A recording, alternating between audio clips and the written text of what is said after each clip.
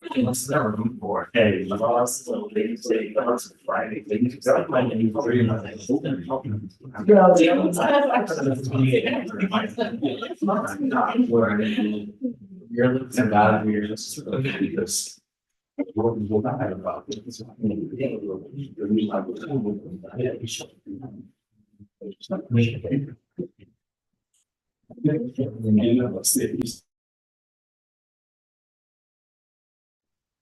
Right. Yeah,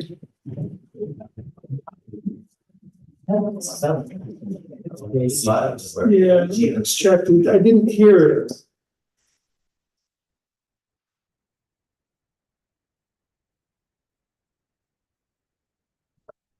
Great. Good evening, everyone, and welcome to the December 17th meeting of the Village Default Planning Board. Tonight we have some administrative business first, one public hearing and four application reviews. Two. I'd like to start by looking at the meeting minutes from our December 3rd meeting. Were there any updates or issues with that? No, so in that case, can I have a motion to approve the December 3rd meeting minutes? So, So motion, do I have a second? Second. All in favor? Aye. Next, do we have any updates from our village board and Ulster County Planning Board liaison? Mr. Murray, looks like he's not here tonight. Are there any updates from the town planning? nothing particularly good yet at this time. You? Anything from our director of planning and zoning? Yeah, I sent out an email yesterday. We will do that training Thursday night by Zoom from 7 p.m. to 9 p.m. I know that wasn't the preferred time for many people, but the majority of people could make it at that time. So if anyone is unable to make it, that's fine. If anybody needs the link, let me know. And that'll be approximately 2 hours. So we will see you Thursday night. Great, thank you. Were there any other updates from the board tonight? I guess I just wanted to say thank you again. Amy, this is your last meeting, correct? Yeah. So, yeah, thank you for your volunteer service. Thank you very much. And Zach, if we can just put Nikki in Rachel's place. Got it, yeah, and so tonight, our alternate, Nikki Nielsen, will be standing in for Rachel Lagotka. Next up, I'd like to look at the new health department's FEIS findings. Could you just tell us about the changes that were made? Yeah. This doesn't have. No, yeah, but I left the changes so you can see them. Yeah, okay, so if you flip to the third piece of paper. It's the second bullet, the second and third bullets mention new revenue. And our director of planning was going to point out that they estimated revenue. So change that. So that's the third paper, fourth paper, fifth piece of paper. You see transportation. Yes. And we added a bullet there saying the project will provide a shuttle to the village center, area stores, and nearby recreational opportunities, as Amy had pointed out. We also just corrected the bullet above that all residents could be transported to the campus, not just students. And then if you flip 2 more pieces of paper to community services. We added a bullet, the project will provide 24/7 management and maintenance services, as well as health and safety measures for residents. So those are the only changes from last time.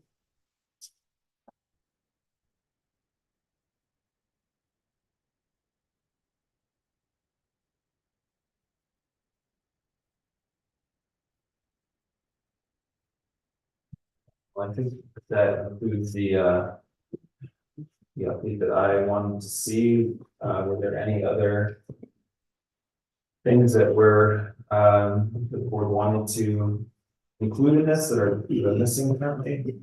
The safety item, we didn't put blue lights specifically because I think that technology is changing. That's why I just said safety, so that it can be whatever is up to date. Programs.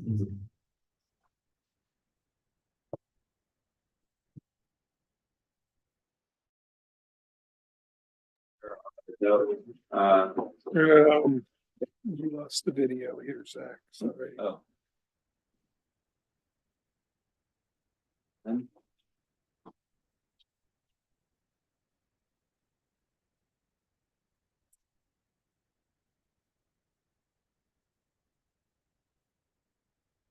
Yeah,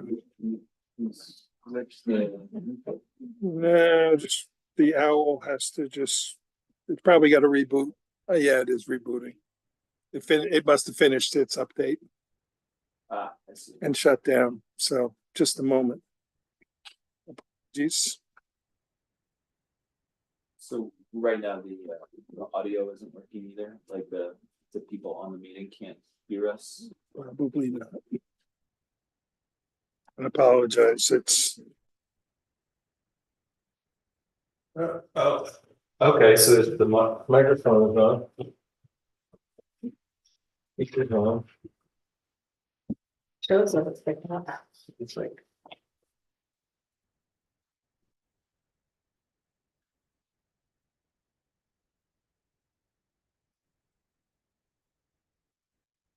And then we're back. Okay, great. Okay. Sorry for the interruption, everyone.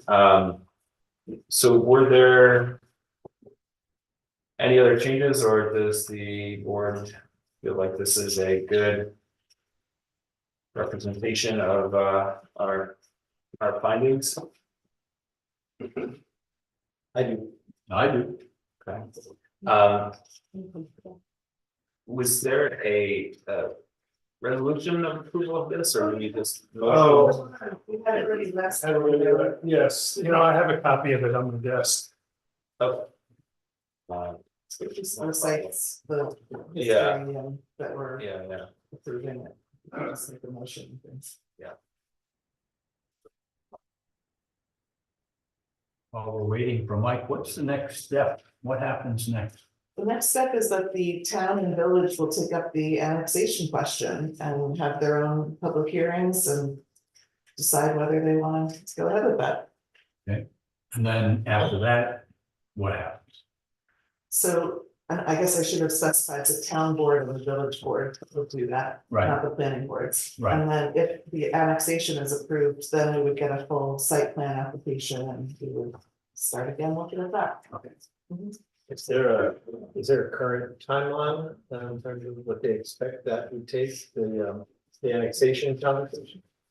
I'm looking at Mike Mariello in case you know, I don't really know. Not really, Rich, that's, we're probably a ways out from that.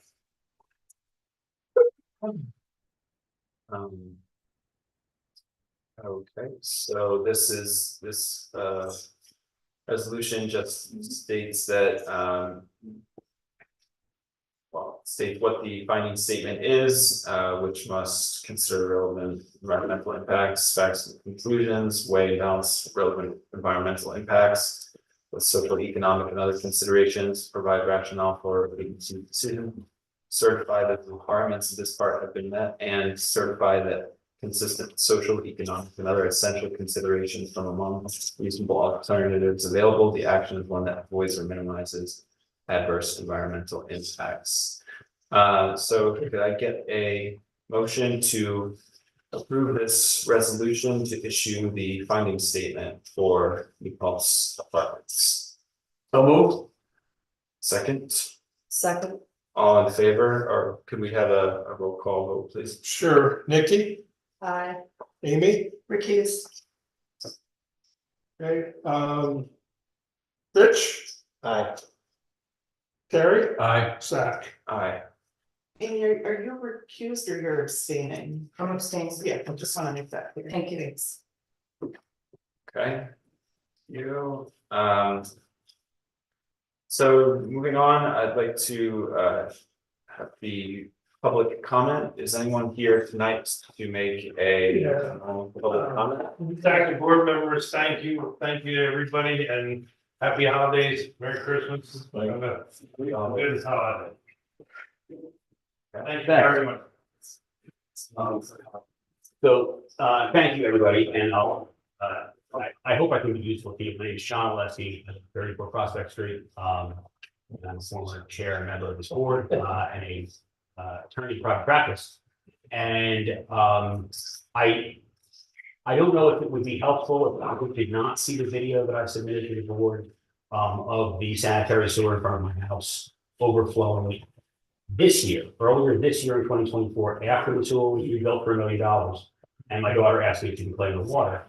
I did not understand how, if the board had seen that video, you lived where I live, I think you want a full secret on this project.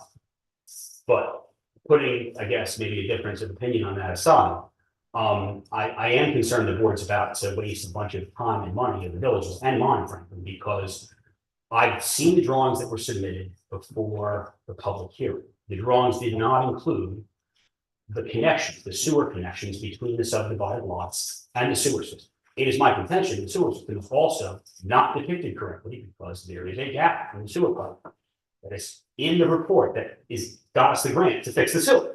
That's how I learned that. Stuff in there. Those people rebuilt the sewer while I watched them, talking about that. They did not dig all the way down the street because that's where the sewer went. But regardless, my understanding is that based on the law, the drawing with the connections to the sewer system and subdivided lots has to be present and in the document that is presented before the public hearing.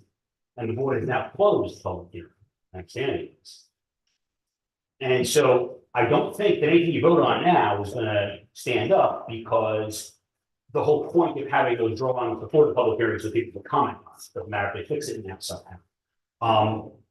Maybe the board's concluded the sewage stuff doesn't matter, but my understanding is it does. And so if the board goes forward with any kind of final determination on the application for the subdivision, at this point, I'm going to file an Article 7 meeting to have it overturned. And while I don't know how I'm going to do on disagreement with the board over full seeker being necessary, if that was really the question issue squarely presented. But in this case, I think we're going to have a round of wasted time and money just on the technical issue of you cannot close a public hearing and then vote without those drawings being in existence before it happens. It can't be fixed after the public hearing. I suppose you can reopen a public hearing, renotice one.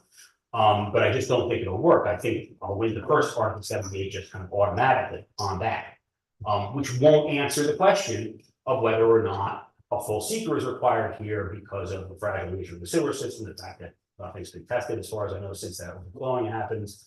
I did see there was one document submitted to the board since last time that seems to be the applicant's engineer saying that adding more sewer connections will not have material impact, which I do not understand how that could be something the board would rely on when it's coming from the applicant's engineer. Employed by them. And again, not the town engineer, the village engineer, not someone from the Ulster County, not anyone from Riverkeeper Court that's overseeing this consent decree that was the reason the sewer was.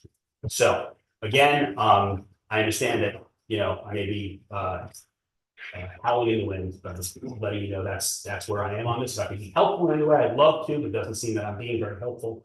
And may just be that someone else has to kind of decide which one of us is like. But thank you very much for your time. I appreciate it. Thank you. Anyone else here tonight that would like to make a public comment? Anyone online here to make a public? Should I wait to? Oh, let me just say it one more time. Anyone else online? That would like to make a public comment tonight?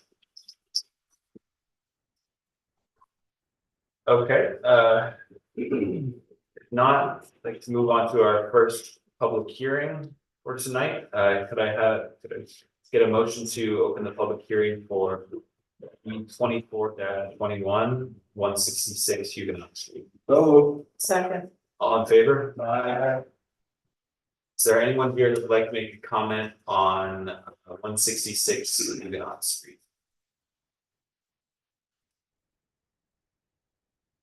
Anyone online? Seeing none, can I get a motion to close the public hearing for PB 24-. So moved. Second. All in favor? Aye. Okay, so let's move on to our application review section. First, we have PB 24-21, 166 Huguenot Street. Would the applicant come up, please?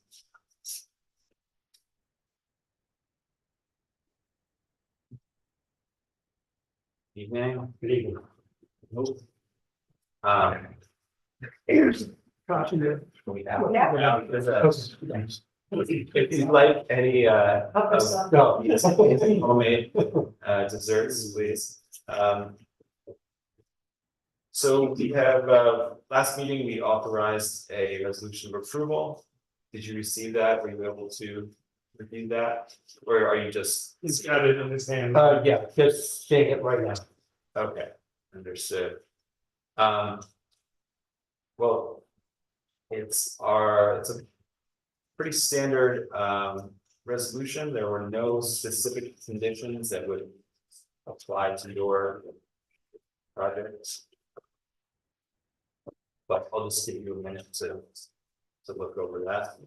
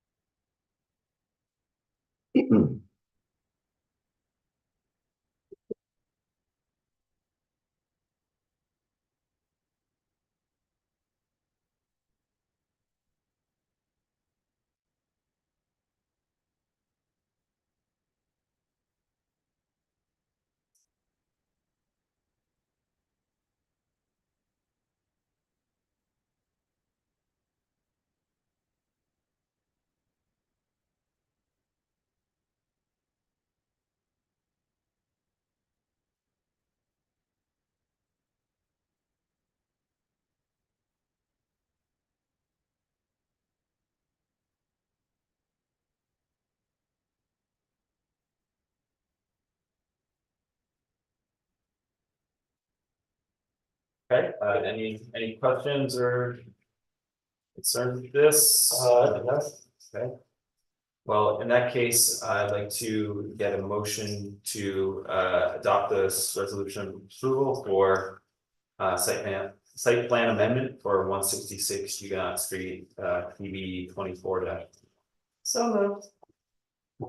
Second, and could we have a roll call vote for this one? Sure. Nikki, Aye. Amy, Aye. Rich. Aye. Barry. Aye. Zach. Aye. Great, so we will sign this after meeting and get that to you shortly. Great. Thank you very much. Thank you. Next up, we have PB 21-21, Prospect Street and Henry W. Boyce. Want to come up? Can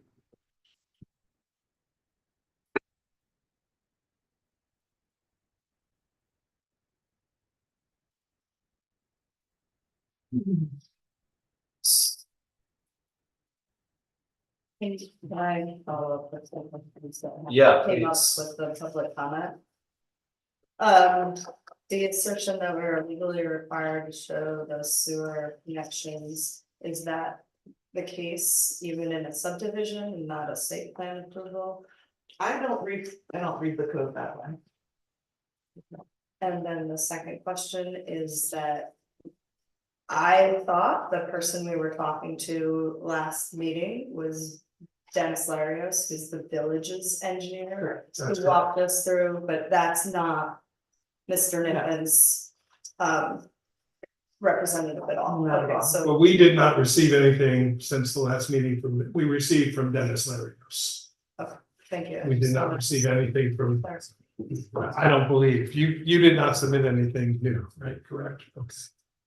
So the only thing that has been added to the file from my recollection was information that Dennis had submitted. But there were two questions that were still lingering. He followed up with Lutz Williger, the head of DPW, to get us answers. And he emailed me either late, I believe it was late last week, with those answers. And that a copy of that email is in the file. Well, thanks, Nick. I had the two same clarifying questions, and thank you, Emily. And I'm sorry that I wasn't here in the last meeting, but I know there was a pretty thorough discussion about this. Could I be given the 2-sentence version of Dennis Larios's perspective on whether the proposed subdivision connection to the sewer would overwhelm the system in any way that makes us need to look at that any further?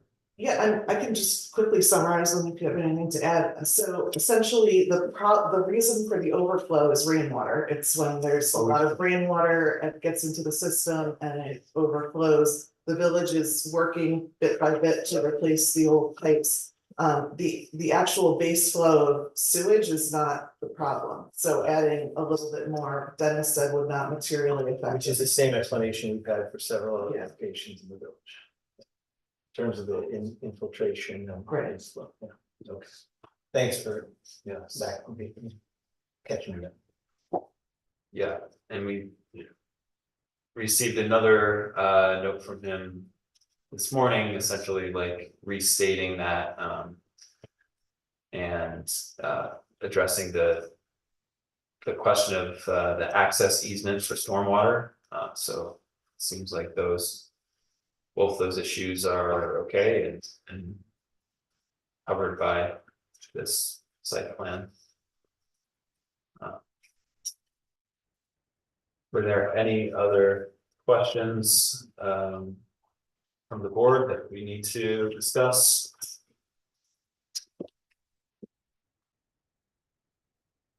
Right. So. Did you, yes.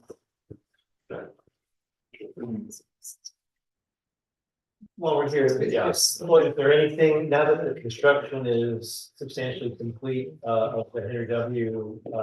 New roadway and bike path and stuff? Is there anything you're seeing there that makes your plan any more difficult or different? Just so we can hear from you on that. No, I think we talked last week about using the driveway entrance for construction access, and that I would pay that maintenance strip completely, just so there was no wear on edges, so I'd be at the same level, and then maybe even go in a little bit at that same level, so there wasn't any change in elevation between the maintenance strip and the bike path, and then from the bike path to the bulky driveway for access. I mean, just I know the level of concern about it. I surely will go out there with the town and village, with pictures prior, I'm sorry, make sure that we leave it exactly the same. And I know there's discussion of posting the bond prior to, just in case we do damage, to make sure that it gets. So the way that we put these into the specific conditions, so this page is just the subdivision, and then there will have to be site plans and before anything actually happens. So the conditions are mainly written as notes to be placed on the plat, so that when they come back for site plan review, then things like posting the bond, it's premature to do that stuff.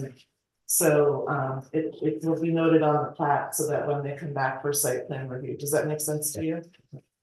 And that means that there won't be any site conditions work being done until approval of the full site.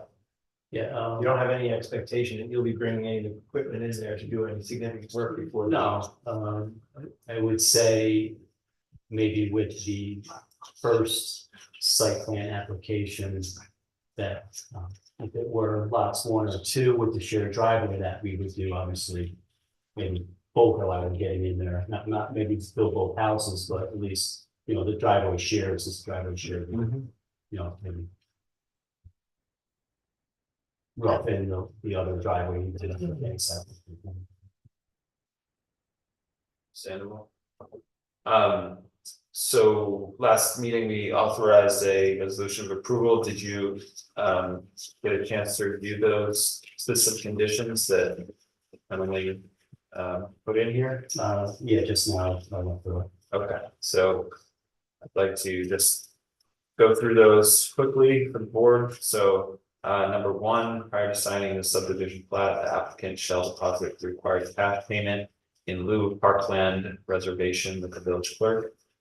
2, prior to the signing of the subdivision plat, a notation shall be added indicating that the owner of lot 4 shall have an easement across lot 3 to maintain and repair stormwater infrastructure.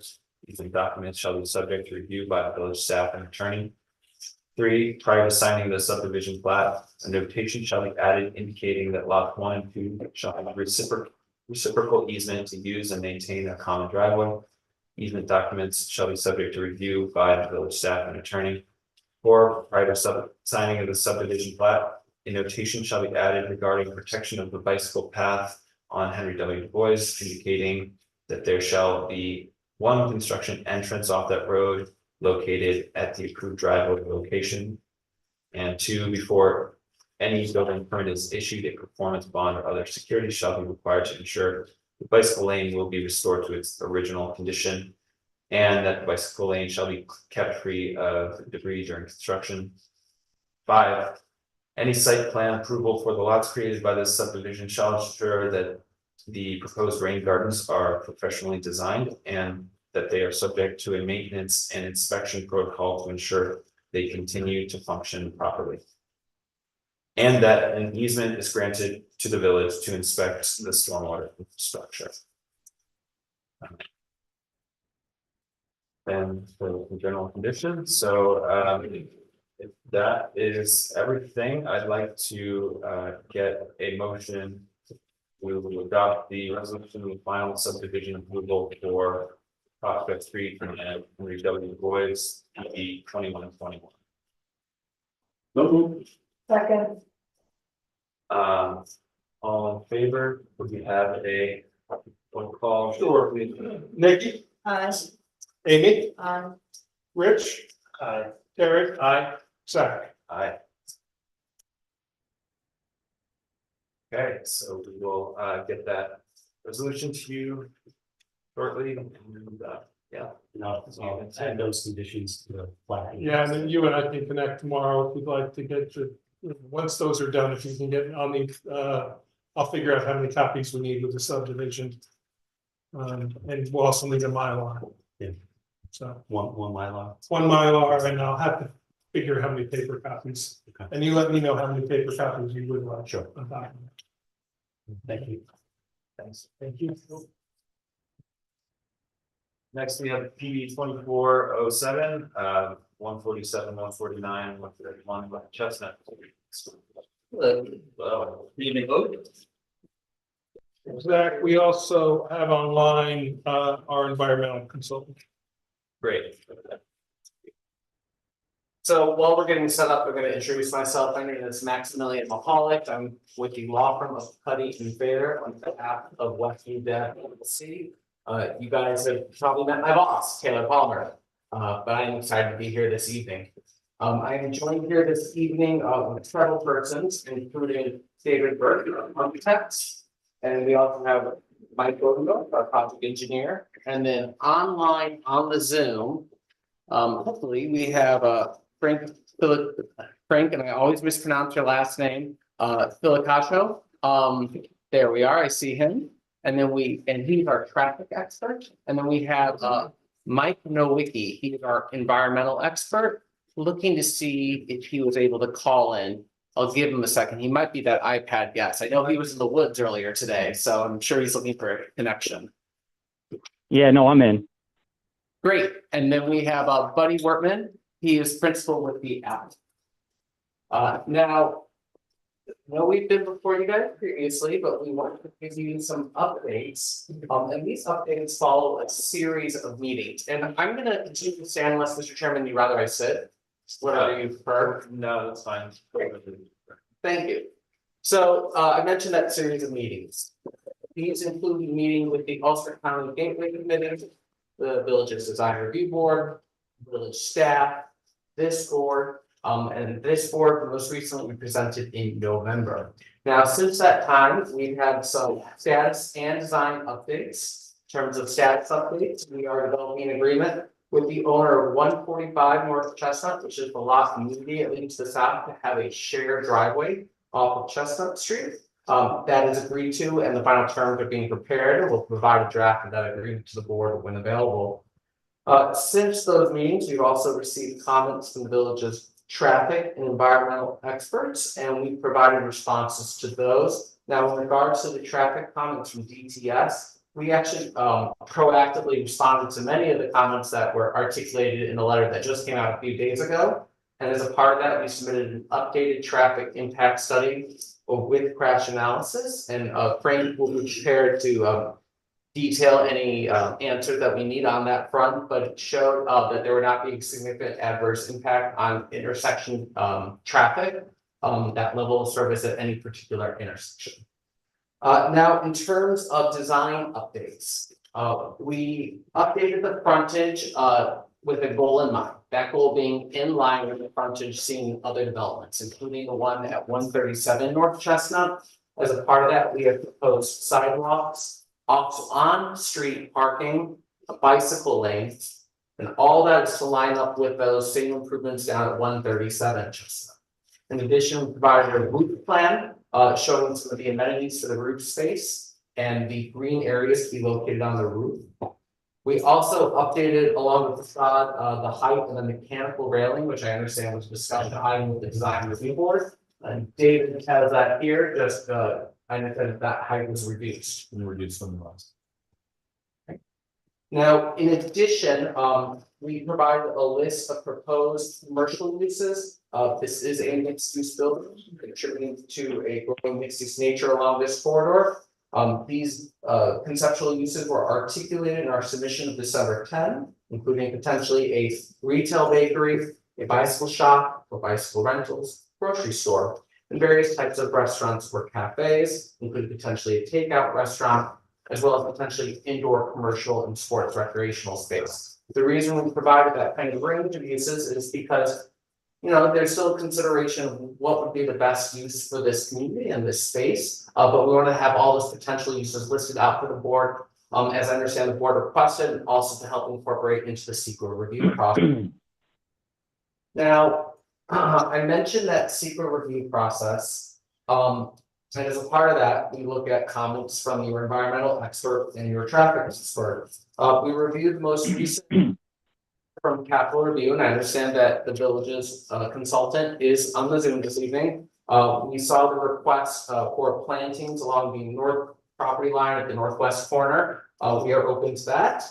And then in terms of the comments from DTS, we understand that the comments were phrased in such a way that they requested supplemental information, but they ended the statement with, although we don't think it's really going to change the results here. But we did provide that supplemental information, that updated traffic impact study with the crash analysis, and that update looked at the proposed unit count and commercial square footage. So 128 units, 8,700 square feet of retail. And I'm getting nods from David, so I didn't mess that up. Now, having address those comments. I understand that the next step before the board would be, if the board is comfortable going to that step, would be completion of the part 2 of the EAF. And it's an interesting project, and it's kind of a fun simulation in law schools. As this board knows, part of the proposal here is a lot merger, being treated as a subdivision. And so we actually need that secret determination before we can move on to the hearing for the subdivision. So that's just something fun in state law. And as a part of that, we're making the request to continue that secret review process and to go down the path of completing the type 2. With that, we are happy to answer any questions. We have all our experts either here in person or on Zoom. And thank you.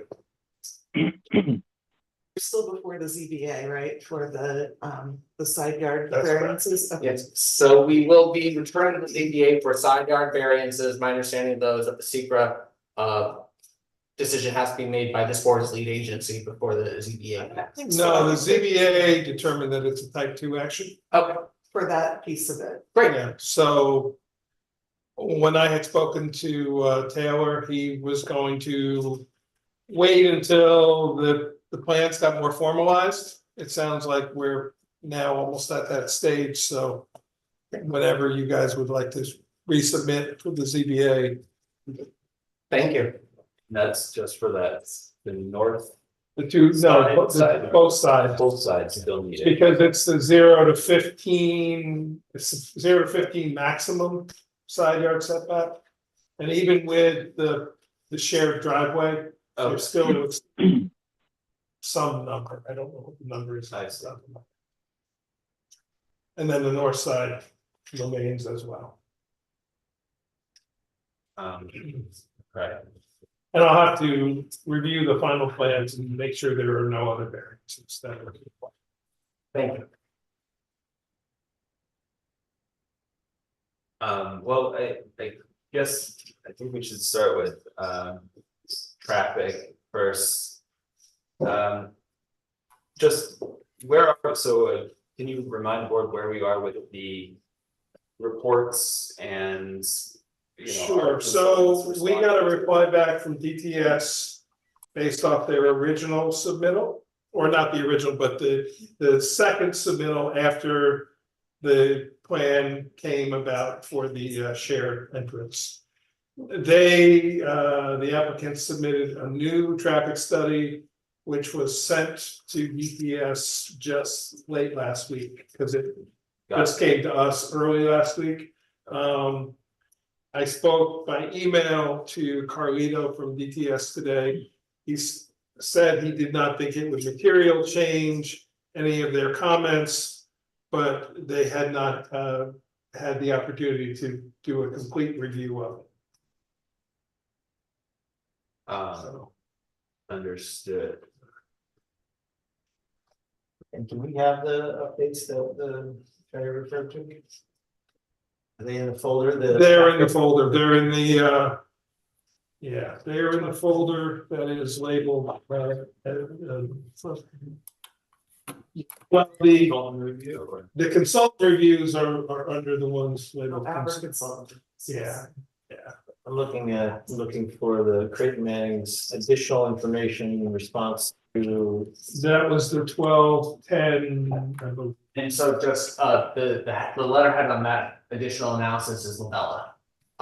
Yeah. So I don't know how it's saved. And that was exhibit A to our December 10th submission. And I have it here with the conclusion section if the board wants me to address it. And we also have Frank with Labella online if you would like Frank to put a little more detail on what that updated study showed. Can you just give us the conclusion? Yes, so this is page 11 of our exhibit A. So just gonna see what a good start. A moment.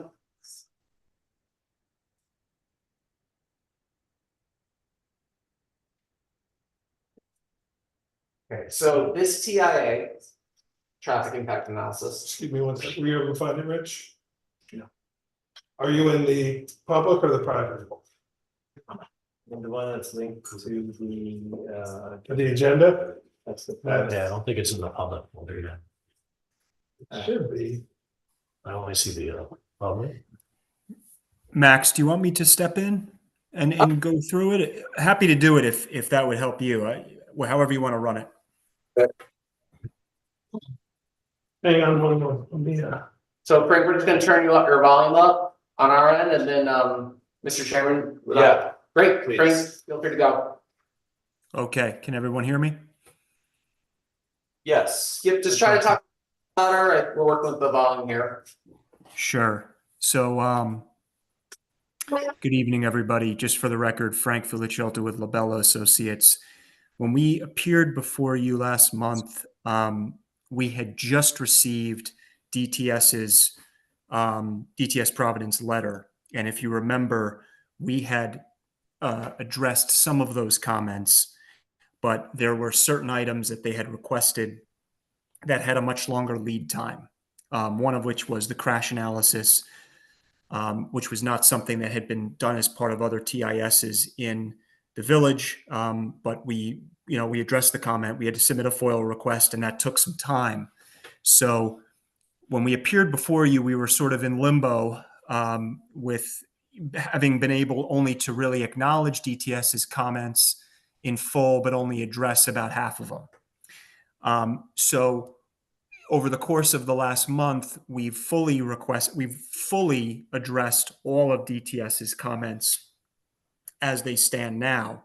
But we're sort of in a similar situation where we got DTS's response to our prior response just last week at the moment we finally submitted everything. So if that doesn't confuse you, I don't know what else I can do. But we're sort of in a position where they have everything they need, or we think they have everything they need to give a final review. But as Max had pointed out, the indication from DTS's most recent review of December 12th basically says that it's academic at this point with respect to the changes in capacity analysis and things like that. The biggest changes in the traffic study was the increase in the number of units from 124 to 128, and the change in the retail size. So that's what prompted the full redo of the traffic analysis over the last month. On the DOT front, everything is right now based on the shared access scenario with the property to the south. So that, we're no longer showing two distinct driveways for this property in addition to two distinct driveways for the 145 property. They're combined at the property line. And so the traffic study also includes that as the future proposed condition as well. So that's where we stand. We're hopeful based on DTS Providence letter that came out on the 12th and the additional effort that we put forth last week to get all of their comments addressed, that we've addressed everything satisfactorily. Okay. Happy to provide more detail if you'd like. Understood. Thank you.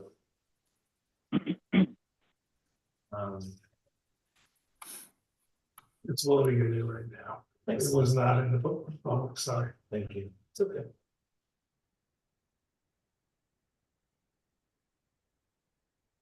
Can I ask a couple of questions about the traffic? Yeah. I think I want to preface these questions by saying that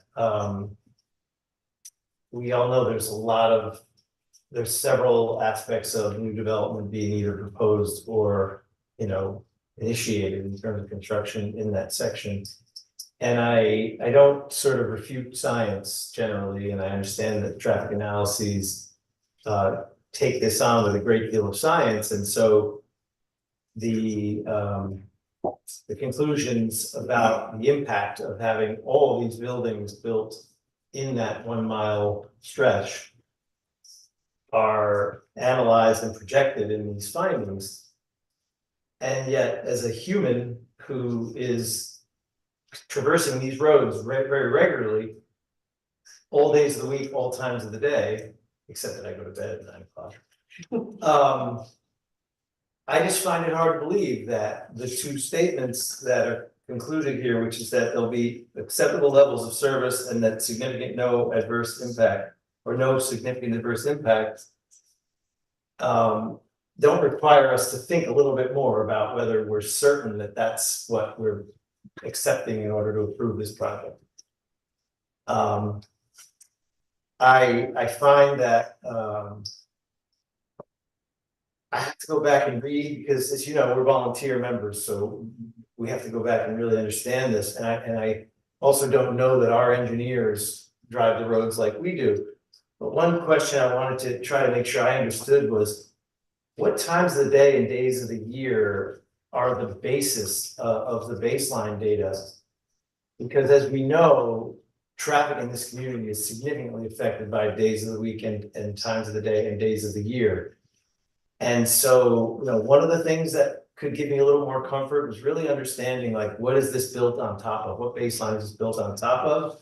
And is it, because if it's built on top of a period of time where we don't have any significant traffic in its current state, then it could be that the cumulative impact still allows for acceptable levels. But if it were built on a time and day where we already have significant traffic issues, which I would argue are not acceptable levels, by personal experience, maybe not by what the engineering analysis said, then it feels like they're not valid because they're not taking into account what is already a significant traffic concern in several places that are being analyzed. And then I have a question about one that has not been analyzed.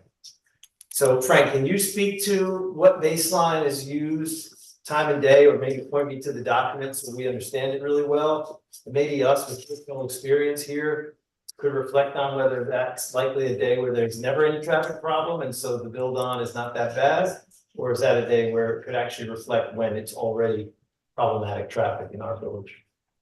Sure, happy to.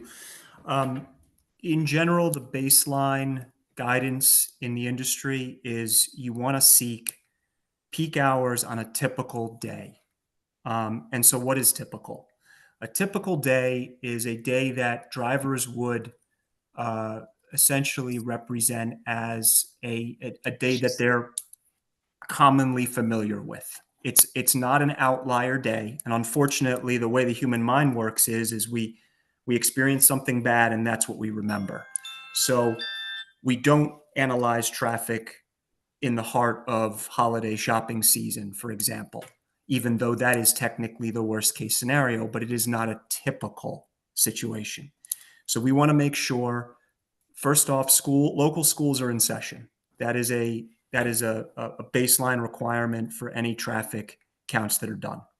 And so that pretty much puts you in the in the time frame of September to May. Now, if you have to do a traffic study because that's when you were commissioned to do it, and it's June or July or August, you would do your counts and then seasonally adjust those counts based on DOT's factors to represent a typical scenario between September and May. And then once you have your days identified, you're looking at the peak hours, which tend to be 7 in the morning to 9 in the morning. And then in New Paltz, throughout all the work we've done, we know that the peak hour starts a little bit earlier at 3 o'clock. So we typically study from 3 p.m. to 6 p.m. Some communities, it's a little bit later, starts at 4 and goes to 7. But in New Paltz, we've been looking at the hours between 3 and 6, and then finding the actual peak hour within that 3-hour window of time and analyzing that. Can I follow up on 2 questions there? Why not try 3 to 7? Why does it have to only be a 3-hour period? As my first one. And then I guess to Rich's point, we have a new stoplight at Henry W. and 32 or North Chestnut or whatever we want to call it now. that maybe should have been there for a long time, but it wasn't really necessary. And as far as I can see, that right now, the only new construction is Zero Place, for which that traffic light essentially went in. And we are adding multiples of what Zero Place was and not adding multiples of traffic lights or roundabouts or calming, and saying, I think to your point, Rich, there's no material impact, and that's hard to stomach in the context of not just this project, but the one south of it and the one south of that. And so it's great to have a baseline.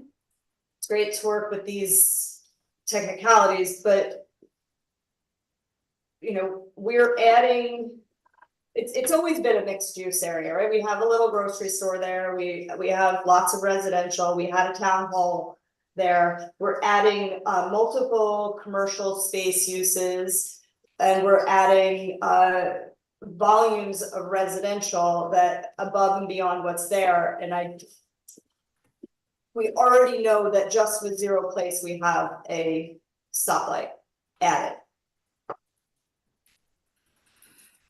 So I'll try to address your first question, which is why not go to 7 p.m. Traffic calming measures on that. What I'm saying is, to say there's no material impact just doesn't seem right when we have an impact from something that's a smaller project. So I'm trying to understand, like.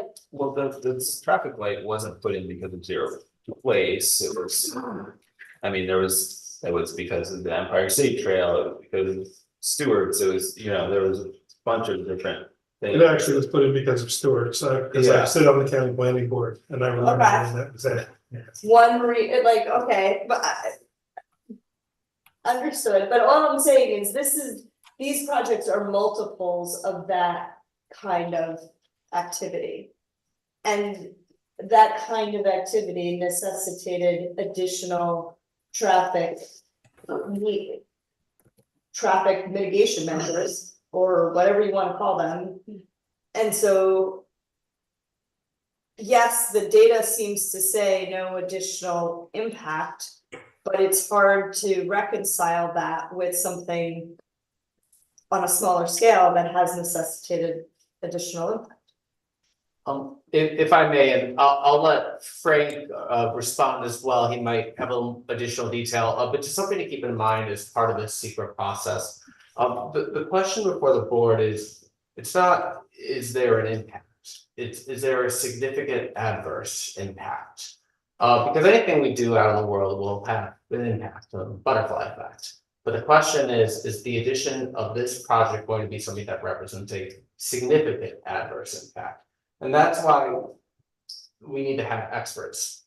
Separate from lawyers have enough debt, we can't also be engineers most of the time, but we have to bring in our experts. And we have an expert like LaBelle that looks at the unit housing and looks at the commercial space and the type of trip generators and reaches its professional conclusions. And those are given to DTS. And your expert has not highlighted to us any issue with the trip generation estimates. Now, in the most recent rendition of LaBelle's traffic impact analysis, there was a minor change in the number of units into the real retail square footage. But even as DTS noted in their earlier review, that it was unlikely that additional trips will materially change prior findings. And so we haven't seen any identification there would be a significant adverse impact. And on that theme, and something I'm going to have Frank explain a little bit, along with anything Frank wants to add, is Frank, when you were describing this traffic impact analysis to me earlier today, you were calling this a conservative analysis. You kept using that phrase because there aren't certain credits that were utilized. And I also understand that this report is future looking. So if you want to give a little more color on those points and then any other responses you've had to the board members' comment, I'll turn to you now. Excuse me, Frank, before you start, can I ask for two things to be defined for me? What does acceptable level of service mean? Okay, can you hear me? I feel like maybe you No, can't. it's not. It's because Hold on one second, Frank, because we're not hearing I you. tried to change him to the TV to make him louder. It did not work. Okay. Try speaking now, Frank? Can you hear me? Yeah. All right, great. So I know there's a couple of questions out there. I'm taking notes so I don't miss them. Member Soto, I'll answer yours quickly. Acceptable level of service tends to be defined community to community. What is acceptable during peak hours in New York City, in Queens or Brooklyn is probably not what is considered acceptable in New Paltz. So it is contextual. Generally speaking, levels of service E and F tend to be where constraints begin to occur and people start to complain about specific movements. But an isolated level of service E or F for a specific movement, let's say, may not be enough to make the entire intersection unacceptable. So I think what we like to do is we like to see what the levels of service are, flag the poor E's and the F's, and work from there. Generally, levels of service D and better are considered acceptable. And just technical, if you could throw an appendix into the traffic study to tell us give a little legend of what the range is for A, B, C, D, E, and F. Because if you were able to maneuver the data to make all the D's instead of E's, we'd be having a really different conversation, it sounds like. So I'd be curious to know what the threshold that makes all those D's, and how close they would be to E's. Well, the threshold between D and E is a 55-second average delay at a signalized intersection. So if you're at a signalized intersection, 7.6, so we call it a D and we say it's no problem, it's acceptable. But if it were 8 seconds, 7 seconds more, it would be unacceptable. that's why it's contextual, because you also have to see how much change in level of service you're actually having, because seconds of time are not always perceptible. So just because you go from a D to an E, because you're on the threshold of that level, doesn't necessarily mean that your impact is going to be felt. And then the other ask I had is in terms of definition of significant adverse impact. Is that a measurable, quantifiable term, or is that just kind of like that's up to you? Some communities have measurable. Yeah. All right, thanks. I'm sorry, I know there were several things you posed to Frank, but that's the whole basis of what we're trying to discuss. And I don't know if it was defined or not, but thank you. Yeah, can you talk about why the peak trip generation would be conservative in your opinion? So the future analysis that we do is inherently conservative. We're looking at several years into the future. Our build analysis is based on a future year. And in this case, it's 2026. So it's 2 years beyond what we're in right now, or when we completed this traffic study. It's almost 2025. With that, at baseline, we grow traffic each year and compound it, like compounding interest. So we apply growth rate to existing traffic. And the growth rate we applied in the traffic study was 0.5%. So we're growing traffic by 0.5% every year and compounding that on itself before we even look at our project or any other projects in the corridor. Okay. And that's despite the fact that the growth rate in the corridor isn't even 0.5 based on historical traffic data that DOT has published. So we do that growth, we apply that growth rate, and then we look at other projects. Now the traffic study that's before you considers not only our project, but 9 other projects in New Paltz, including the SUNY New Paltz Apartments project, 123 Main Street, which is a hotel, 11 Water Street, the Trail Links project, the Lalo Group Hotel, Trans Hudson, 14 North Chestnut, Zero Place, and 145 North Chestnut. Now, I'll mention Zero Place. Zero Place is open and fully occupied to my knowledge. We did counts earlier this year at the request of I think this board to include the Bonteque intersection. We counted in 2024 when Zero Place was active, but yet we're still treating Zero Place as a future planned project. That's why this analysis is conservative. Frank, just to clarify a point, that they're not fully occupied in terms of their commercial space. There are a number of places that are. Okay. And Frank, if I understand correctly, in the December 10 updated traffic impact study, no credits were granted for trips that would have been on foot or by bike or by public transit, correct? That's correct. We run the trip generation analysis. We have those calculations. We don't discount them to account for someone who is going to choose a different mode of transportation other than a car. Which in this environment, with the connection to the rail trail and the provision of a more bikeable environment than in other areas, is a possibility. You could get someone who is not going to use a car for every trip and instead walk or bike, but we're not taking credit for that. So again, the level of service analysis is to shed light on significant areas of constraint and propose mitigation for them if needed, so that the stakeholders can make decisions around them. And this particular project, sorry. I'm sorry, Frank. No, go ahead. Does the, if we're looking at, leaving the proposed project heading southbound, does the traffic counts make an assumption? So in other words, we're heading southbound and you're either going to turn up Henry W. Du Bois or you're going to go toward Main Street, which are range from D or E or F, depending on the direction you're going toward Main Street.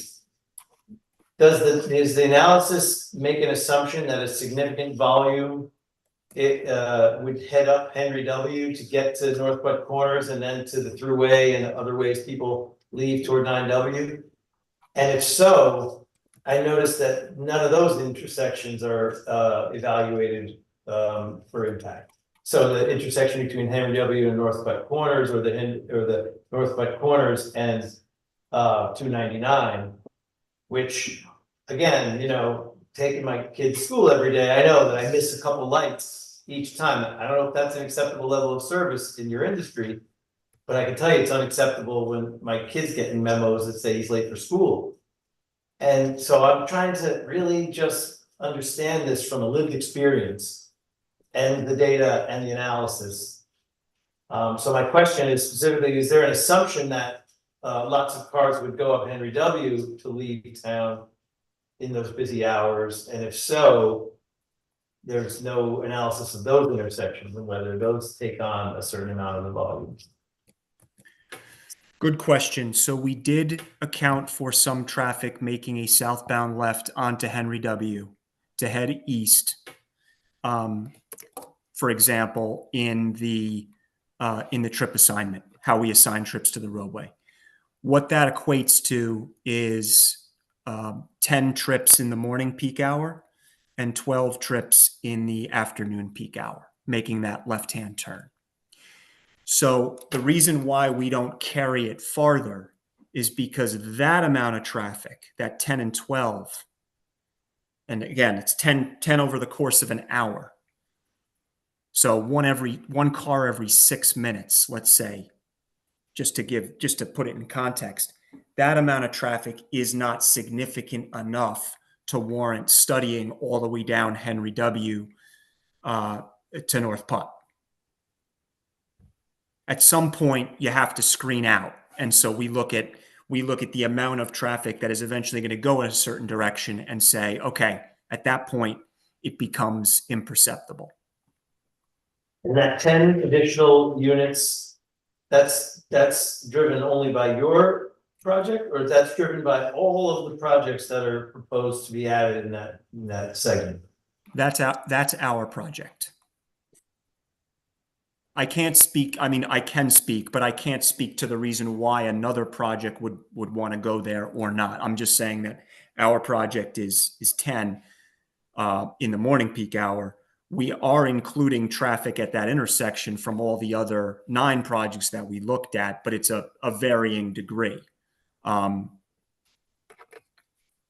So is that, in the traffic study, the 2026 no build condition, does that have the other 9 projects, just not yours? Yeah, so exactly. If you're looking at the 2026 no build traffic volume figure, for example, you're going to see, and I'll just so that everyone has the number, in the morning peak hour, the number of left turns onto Henry W is 136. In the existing condition, I'm just looking here. Sorry, 136 in the no build, and we're adding 10 on top of that.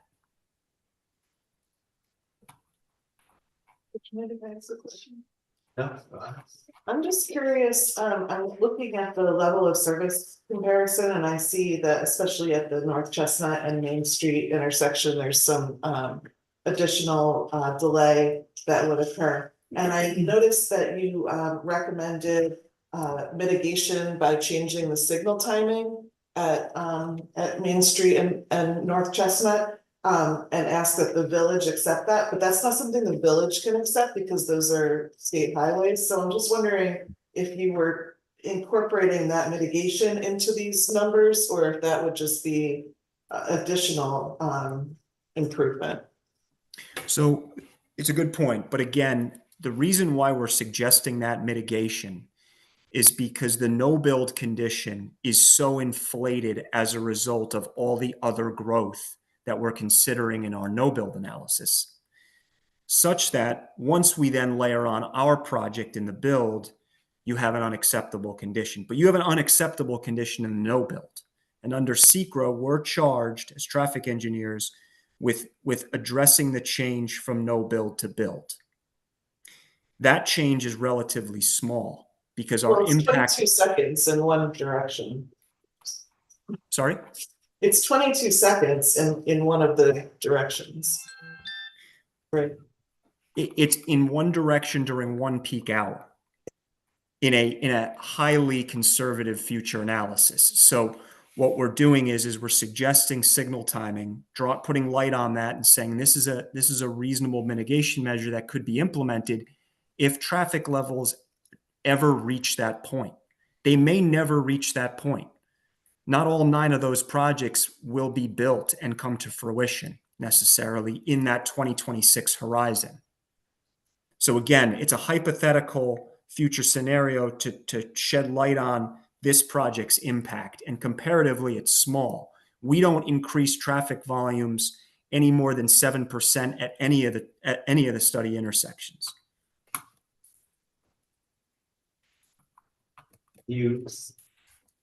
What was the last thing you said, Frank? Our increase in traffic as a result of this project is no more than 7% at any one intersection, except our site driveways. Number of trips? Correct. Compared to the volumes at those intersections.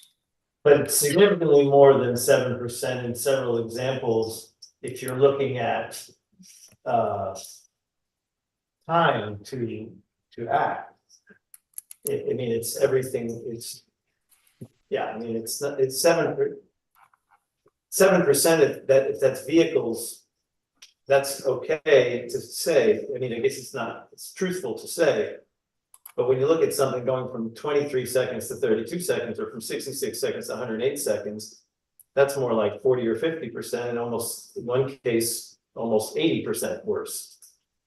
So I don't know if the number of vehicles is the metric we want to look at, because our lived experience is one where we're waiting And we're, and you know, and I know that we've looked, we're ready to talk about crash data and things like that, but it's been my experience also that when people wait is when, and was when accidents you know, are more likely to happen because people pull out when they are impatient and people get stuck in the middle of intersections and all the things. So, and I'm not sure the best way to approach this. I said, the first thing I said was just the context for the fact that we don't have a big plan. The NBR is code that tells you what you can build, but it doesn't have anything to address how our infrastructure sustains what you build. But we're all trying to figure that out piecemeal. And we've already, you know, let a few horses out of the barn that are ready to build. And now we're looking at this one. And again, I don't deny the science, but I really am also trying to reconcile the science with the fact that there's no one that doesn't complain about the traffic in our village these days, on certain days and certain times of the year. I think you have to think of this and you have to think of level of service and traffic impacts as just one metric associated with a project, one metric on the transportation side. When you look at this project, we're trying to construct a multimodal facility, one that, yes, people will drive to, but it's also one that is served by a bus line, sidewalks, bikes, and a trail. That's a much different conversation than a lot of the projects that we're dealing with in the Hudson Valley have. This is a unique project because it can touch those different multi-modes. And while there is no detailed level of service metric for bicycles or pedestrians that we would do here, I think it's important that we remember that level of service and delay for drivers and the convenience of drivers is just one metric here. Remember, we're putting in a project that's going to have walkability, bikeability, multi-modes as basically at your front door. And that's a win from a transportation perspective. And that there's always a give and take with a community that's going through development. And our industry recognizes that when you have a community that's seeing a lot of development, you are going to deal with increases in traffic, and you mitigate them. And that's what we're proposing through signal timing as a reasonable way to deal with that. But I don't want that to overshadow the merits of this application from the wider transportation vantage point, which is the multimodal attributes that it has. And just to add that, often when Frank and similar companies such as the one Frank worked for send us these traffic studies, there's whole discussions about reductions for pedestrians, bicycles, public transit. But as Frank mentioned, none of those credits are incorporated here, despite the fact that our design paradigm is one that is oriented on pedestrian with this plaza space in the front, with this bicycle lane proposed for the frontage. This is one that also wants to take advantage of the rail trail connection and advantage of public transportation. So despite having all those benefits, this is the first time I've seen a traffic report that just looked at cars as the base metric. But we're gonna have all these other elements designed into this proposal. The sidewalks are not integrated with our village. And every time that comes up, people say, well, there's a culvert that doesn't let us do that. It sounds absurd to me, so we should probably figure out how to do that too, which is another thing I'm concerned about. But it's not really a place where people, do you know the number of miles or do you know how far your building is from the village Main Street? It's I would say about 2/3 of a mile. Yeah, 2/3 Probably. So, you know, that's assuming someone will walk a mile to get to Main Street and they'll walk a mile without sidewalks for segments of it. So I think pedestrian is a reach at this moment.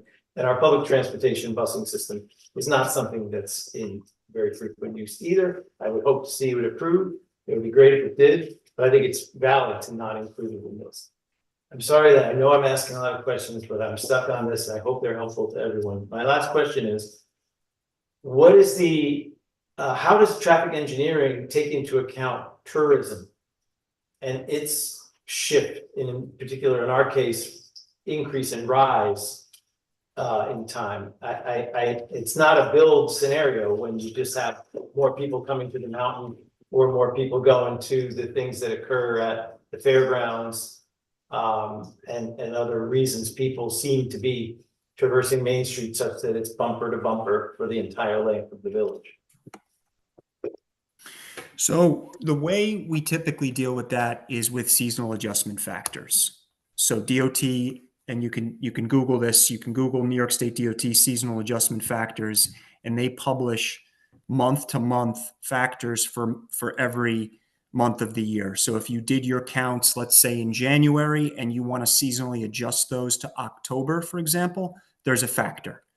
Every permutation of month to month, there's a factor, and they're typically there's different factors for different classifications of roads as well. Interestingly enough, in New York State, October tends to be the most, quote, typical day. Typical month.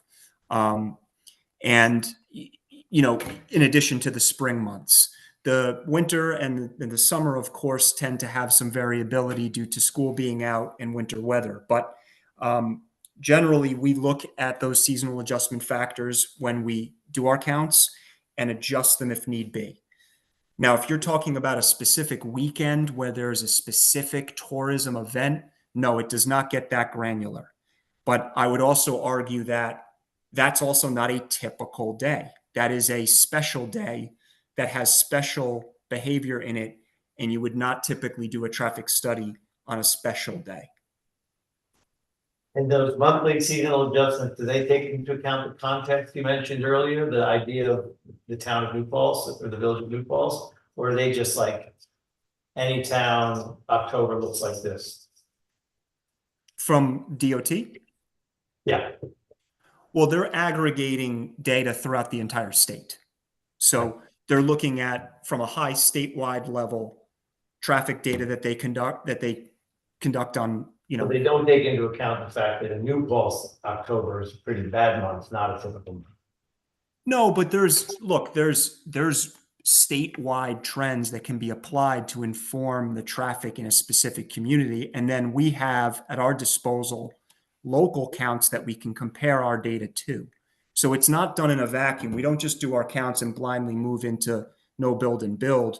We're looking at the community. We're referencing other traffic studies that were done. We're doing our due diligence and research to make sure the data is representative of a typical condition in New Paltz. And it's going through review by the village's own consultant to make sure it's an acceptable situation. Thanks. Thank you, everyone. So, may I ask you a question? Yeah, please. Frank, it's Mike Baden. Just curiosity. I think you're aware that the village and the town have jointly submitted a request for speed limit reduction. Yes, I have. Down to 30 at the village line, with the 40 zone moving whatever distance into the town, Right. where it currently is 55. Did that factor into these calculations, that ask? In terms of the amount of traffic that would be added In to terms the of road? the timing? Speed limit is generally not I mean, it is a factor for signalized analyses, and by the time we get to our first signal, in our study area, the speed limit is 30 Instead of 30. already. Okay. Okay. But yeah, no, where this project site is, no, there wouldn't be any effect on operations as a result of that. Follow up one question. So you talked about these statewide aggregated trends, but New Paltz does have some unique seasonal tours, although, you know, it seems to be more and more year round. Do you account for changes in throughway entrance and exit? Does that factor into your accounting, just in terms of volume of people on the street, cars on the streets in the community? I'm sorry, I missed that. You said the throughway? Like through, yeah, we have a throughway exit right here, right? Right. And do you look at increased month over month or changes in month over month, just to look at where we would have a localized effect from some of these things that are looked at as more like statewide trends, to look at where they may have a greater impact here if there's a higher volume? I don't know, say there's 3 times as many cars in October on and off the throughway as there are in December. Would that have an impact just in the volume of cars? I think the throughway could be an indicator, but it's not going to tell the whole story. I think it would really come down It's just a to data point, though. Yeah, it's a data point. It would be if New Paltz was having something, and this is where when we confer with your professionals, we want to make sure that the data that we collect is representative. And this data that we're using is the same data that was used for 137. It was the same data that was used for 145. It's been accepted before in this community as being representative of traffic conditions, typical traffic conditions. So if there was something special or unique on a weekend or two, it may not fully represent that. But as a professional, I would argue that is an outlier event that you're not considering typical, because it only occurs 1 or 2 weekends a year.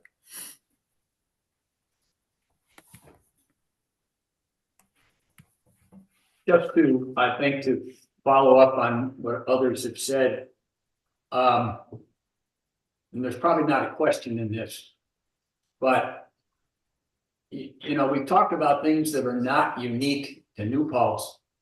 Well, in my opinion, one of the things that is happening here right now, and will be going on for the next couple of years anyway, that is unique to New Paltz. A rough estimate on the back of the napkin says we're adding almost 300 new apartments to a stretch of one street in New Paltz over a distance of about half a mile. I don't know how many parking spaces are included in Zero Place, your development, and the 2 south of you. But I'll bet you it's well over 600, 700 parking spaces. That means all that traffic, no matter the time of day, no matter the month, it's all ending up on North Chestnut Street. It can't go anyplace else. And once it gets onto North Chestnut Street, the only place it's going to go 75% of the time, back of the estimate, is going to go south. And then it can't go anywhere east until it gets to Dubois. Everything east of there are streets to nowhere, parking lots. Veterans Way, I don't even want to look at Veterans Way. It's a parking lot. It goes to a parking lot. I think what all of us are trying to say here, we are going to do our best to read your studies. We're going to do our best to understand the minutia of all this. We're worrying about 22 seconds at a stoplight. But the overview of this is still 300 new apartments with all that traffic going onto one street, and 75% of it's going in one direction. And I got to tell you that if there's only 7 more cars at that traffic light at Bonnecue at rush hour, I'll eat my hat, because it's going to be more than that. As I said, there's no question in there. Now, don't take this as me speaking out against this project.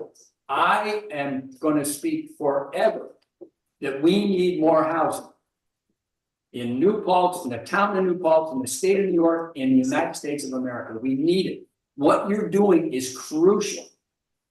I want to help you do it. I'm not trying to shut it down or give you a hard time with this thing.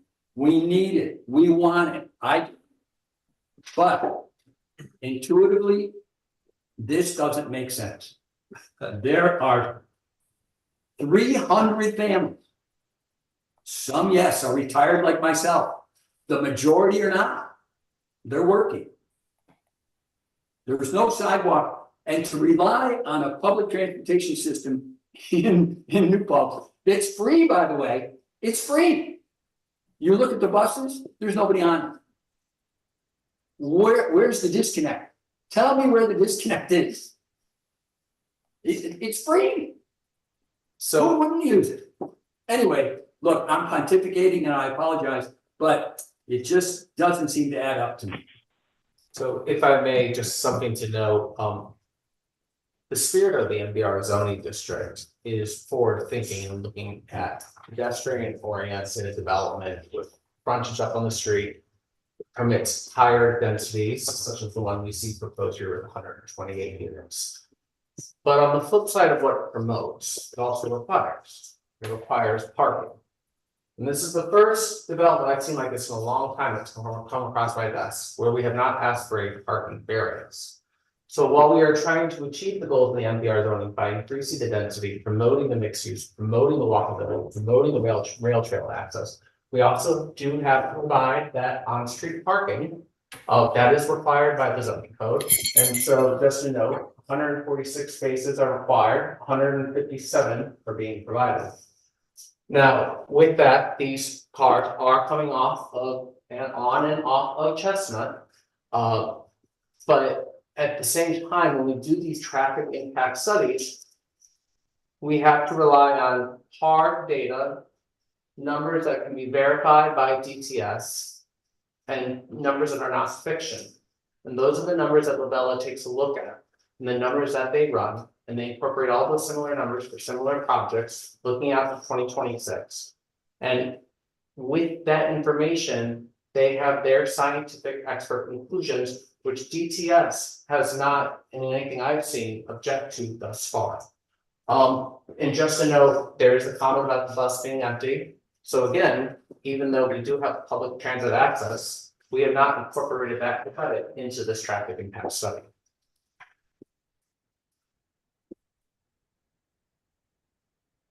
The other thing there's no accounting for is if many of those cars wake up on Saturday morning and go to town to go and buy an egg sandwich, where do they all park once they get into town? Because presumably this has the potential to be as many units as it is, I'm forgetting the number, but 137 new visitors to the area, not people necessarily relocating from an already existing place. So the potential for congestion of all of the new residents in town is something I don't know that you can scientifically evaluate. But I do know that we would probably all agree that there's no parking left on Main Street or on Water Street when it's busy, or any of the other places people park when they come in to enjoy it. And again, with a place that's a mile away with no real formal sidewalk connectivity, I think we got to make the assumption people get in their car. I'm guilty of that too. I mean, you have to imagine that once these are built, the commercial spaces will be filled, there will be places that people want to go, cafes, grocery stores, wherever, they're not all going to be, having to go to Main Street. They were all, but accounting for the fact that that's something we're not taking into, this analysis is not taking that back into account. Look, I respect the fact that you have to be formulaic and you're trying to do everything. All I'm asking, and I think everybody on this board is asking, is that you put some thought and realism into the numbers that we are being asked to consider. Because it's very hard to just swallow wholesale the concept that even though there's all these numbers, and I admit I was not on this board, but this board or previous boards have considered this, and I don't think it's been presented in a collective aspect, and it's not intended to denigrate your project in any way. I think the ask is to understand and contextualize some of what we're reading in a realistic way, rather than say, this is the formula and this is what we're applying and this is what we have to do. Look at it and give us something that helps us understand how this can be made feasible, so that once built, we're not looking at ourselves and saying, we should have asked this question, or we knew this was gonna happen and we didn't push back. I think it's a fair ask. Sure. And I think respectfully to your comment, we have given you that. I think the numbers explain that. And I want to point out just a distinction. Gentleman on the board, I'm not sure who it was, but brought up the fact that these projects as a whole are going to add 700 parking spaces or 600 parking spaces. We can't think of these projects as that is the traffic load at any one given time. That's not happening. There's lots of science out there that shows that a car is parked for 95% of its life. Not all residents of this future building or any of the buildings on North Chestnut are all going to travel at the same time. That's been that bears out in all the data that we cite for these uses. Only a fraction of the actual number of units will travel during the peak hours. And that's all in the traffic study. For example, on page 2 of the updated report, where we summarize the trip generation, yes, we have 128 units, but the traffic generated by it in the peak hour is only 63 vehicles in the morning. Why is that? Well, that's because not everyone travels in the peak hour. People have different schedules. And that dynamic is not unique to any one community. That happens all across communities. We all have different schedules. We're not all traveling in the same peak hour. So I want to try to untie this picture of you build 128 units and all of a sudden your demand on Main Street increases by 128 parking spaces. That's not reality. That is not the case. If it's 20% of it, I would be surprised. So I think we've given you a thoughtful report that very similar to all the reports and analyses that have come before this project on North Chestnut. We're happy to supplement it if need be. But I think the conclusion is pretty clear that this project has a minor and insignificant impact on roadway condition on its own. And that's what we're required to do under SEQRA. Okay, thank you. Yeah, and we'll look forward to getting the additional response from DTS to your latest comments or report. I think we should move on to the environmental aspect of it and the other consultants' memos. Could we just have our environmental consultant still online? Yeah, Greg, Still here. How's everybody doing? great. Hi there, thanks for waiting. I was wondering if you could maybe just give us a summary of your latest report and the conclusion there. I'd be happy to. Does the board have any questions at all prior to doing so? Not specifically for me, but Okay.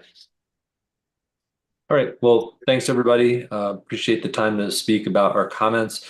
We reviewed the materials provided by the applicant, including from Cuddy and Fetter, from HLD, and Mr. Nowicki from Ecological Solutions. We did ask for a couple of small edits to the existing conditions layout, just labeling really some of the ditch and some of the connections between the wetland and the ditch on the southern end of the property and the center of the site. We also asked for some labeling of the watercourse along the northern boundary of the parcel. As far as site history, Mr. Nowicki was able to supply some site history for the project site. We supplemented that with a little bit of the older history so we could understand how the Millbrook sort of traversed this property historically, and what's been done to this property and where that lies today. And I think that bears out in what we provided so that the town had a full assessment of that.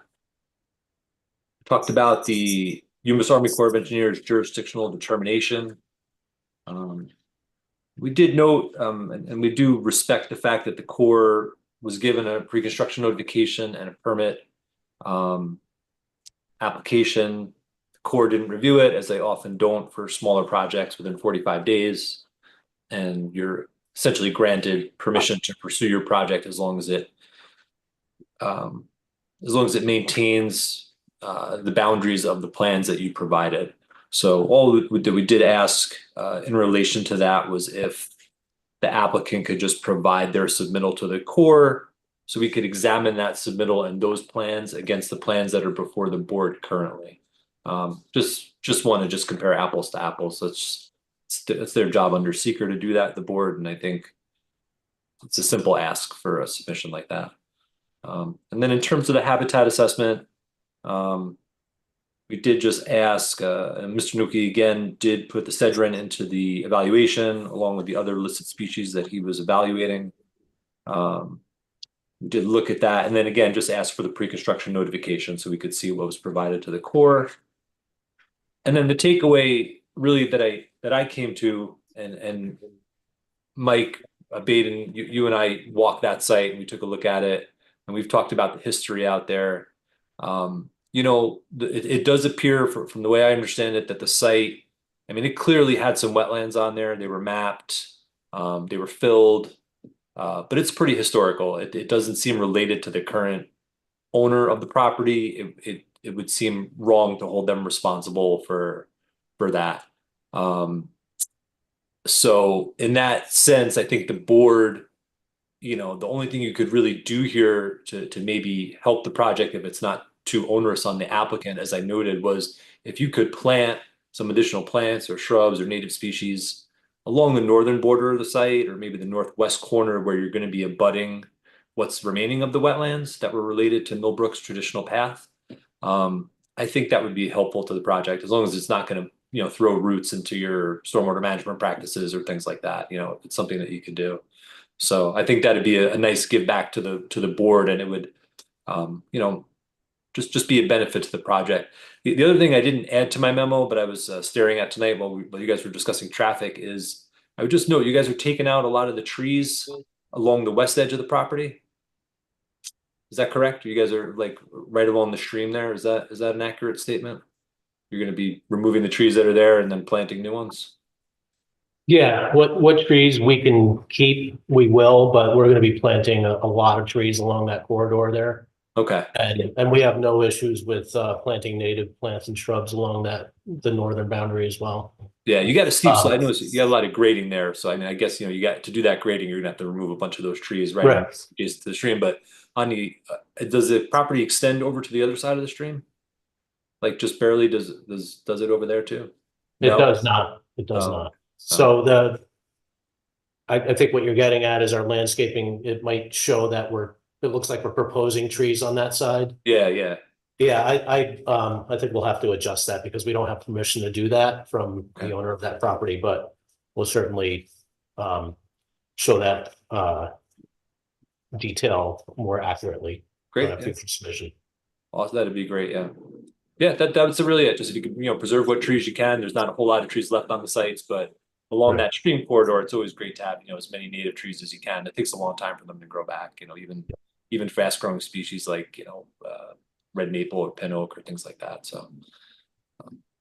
So as far as the board, those are our comments. If anybody has any questions, I'm happy to discuss or from either the applicant or the board.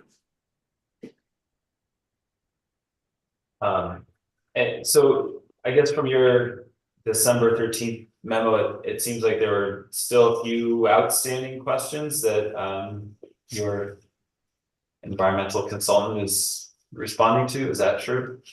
Well, we may have Mr. Noaki on the Zoom, but my understanding, as just noted by your expert, is, the main requests really are documentation copies, just PCN. It's a matter of administratively providing that copy of what was done with the Army Corps. But in terms of those more substantive change, the planting along the northern line there, happy to do that. We've agreed to that. And we'll make that tweak on the plans, showing the west property line. But other than that, I don't think there was anything particularly substantive, but we will get a copy of that PCN. And Mike, I don't know if you have anything to add to that, but that's pretty much my summary of that. Yeah, that's I forwarded the email I sent to Brian originally back in March with all the information attached, and Brian Orzell for the board from the Corps. So you've got all that, and just one clarification. Brian, when he gets these PCNs, he does look at them. He just doesn't always act on them. Sometimes he'll pick one that he thinks is interesting and he'll write a permit, or he'll scrutinize it more. But he does look at them all. He doesn't just waive them.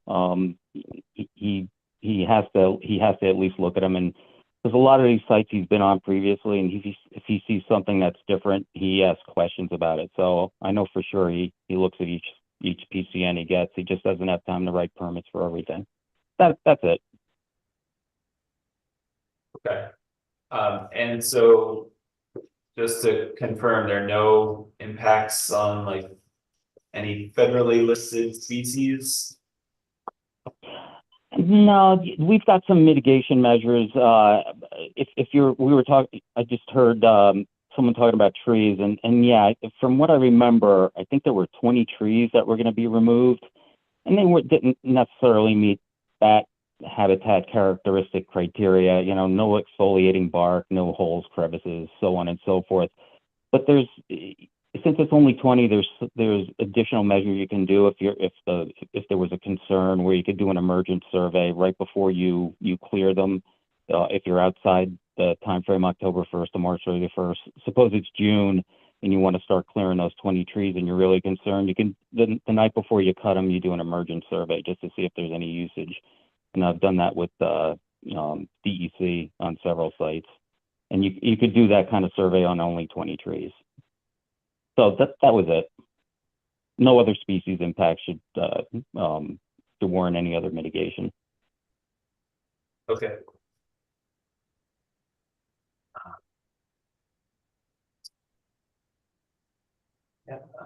May I ask a question? Yes, please. I know we had discussions, I don't know if you're aware of, we talked about sharing the driveway. We also talked about sharing the bridge to the rail trail. We just got the renderings and the plans for the bridge for the project directly south of you. And I will say it is quite a substantial bridge. I'm wondering if those discussions had continued, because I noticed the bridge is still shown on your project to the trail. And I know we had conversation about, do we need two bridges that close to each other for access to the trail?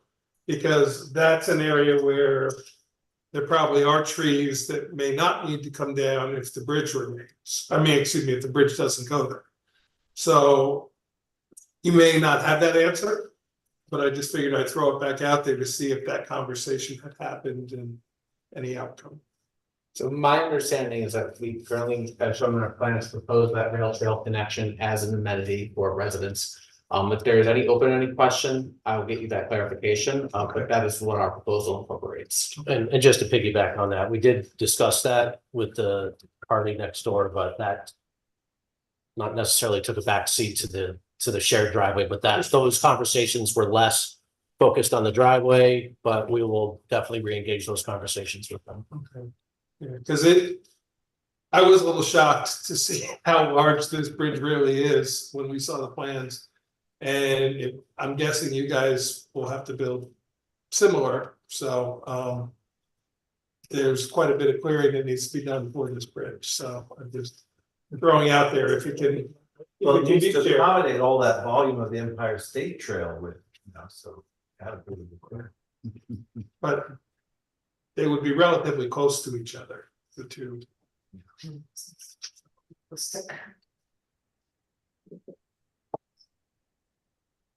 And I understand there's other issues that are out of your control with access and things like that. The other question related to the environmental report here.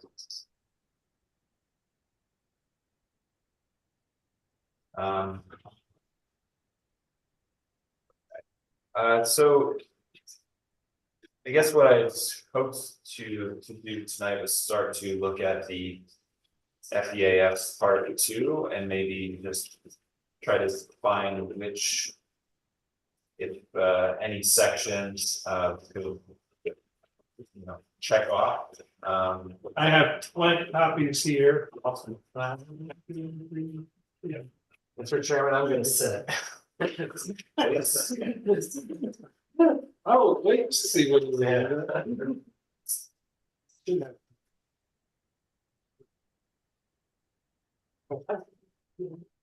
No, I think I do.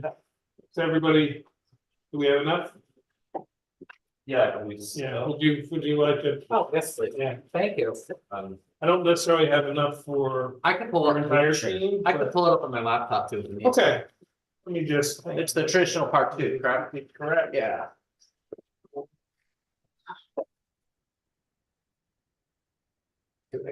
So. Yeah, well, I think you have one copy there, right?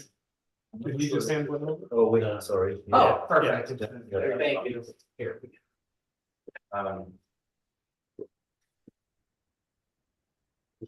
The board might have enough information to look at section 1, impact on land. There are any parts of this that are still waiting for control reports or more detail?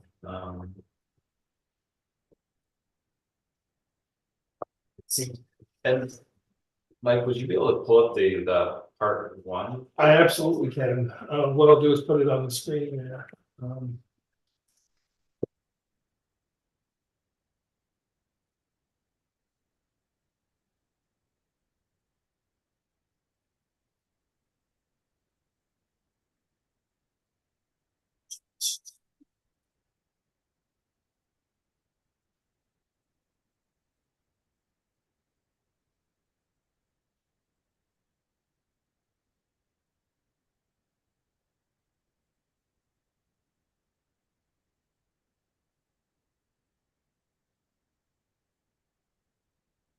So just to, we haven't done one of these in a while, if the answer to the first question is yes, then we do the sub questions. And the yes or no is if there is any impact, you're not judging magnitude in the yes or no part. Okay, so just because this involves clearing the site, then that is a yes. And I mean, looking at these other questions. Okay, is that, do you need it a little bit larger? No, I think that's fine. It's easy to jump around the sections, like if I can, I'll be able to, I'll have to scroll to it, but it's, which one do you want first? D? E, E? E2D.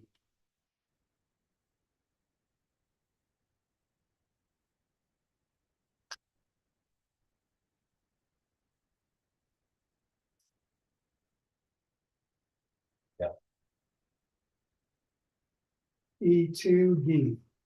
The average depth of the water table is 1.03 feet, according to their part 1. So it's less than 3 feet, Yeah, so. That's a moderate to lower. right? Mhm.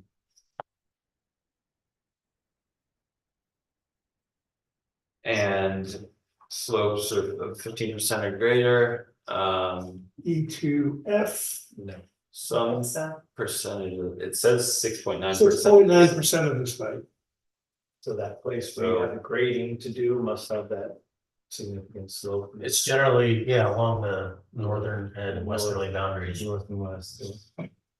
Would that be considered a moderate to large impact, or it seems fairly small. No, It's we're only- small.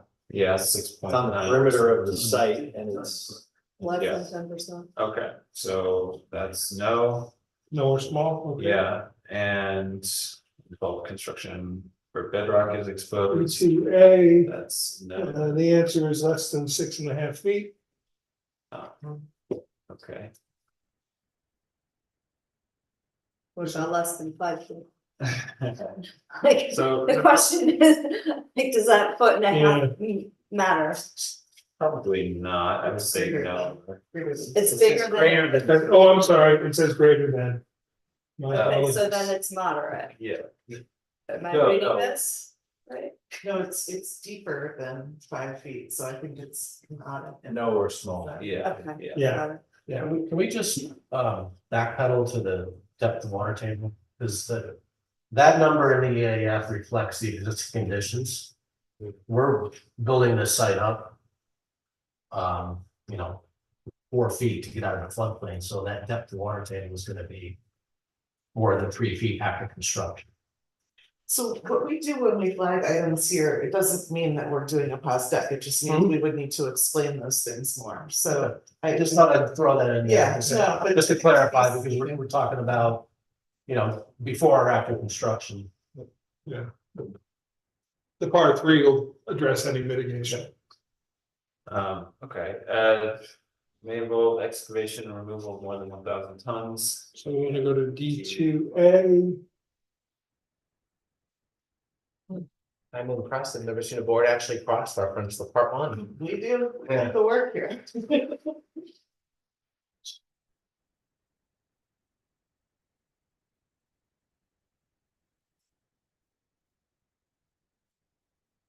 This board actually does these themselves and doesn't hand it off. D2A. They have checked no.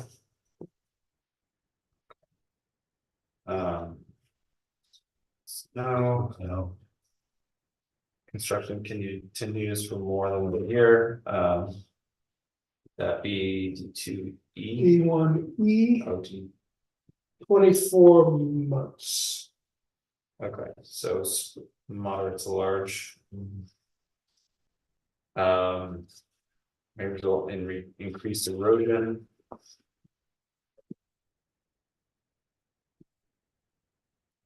D2E.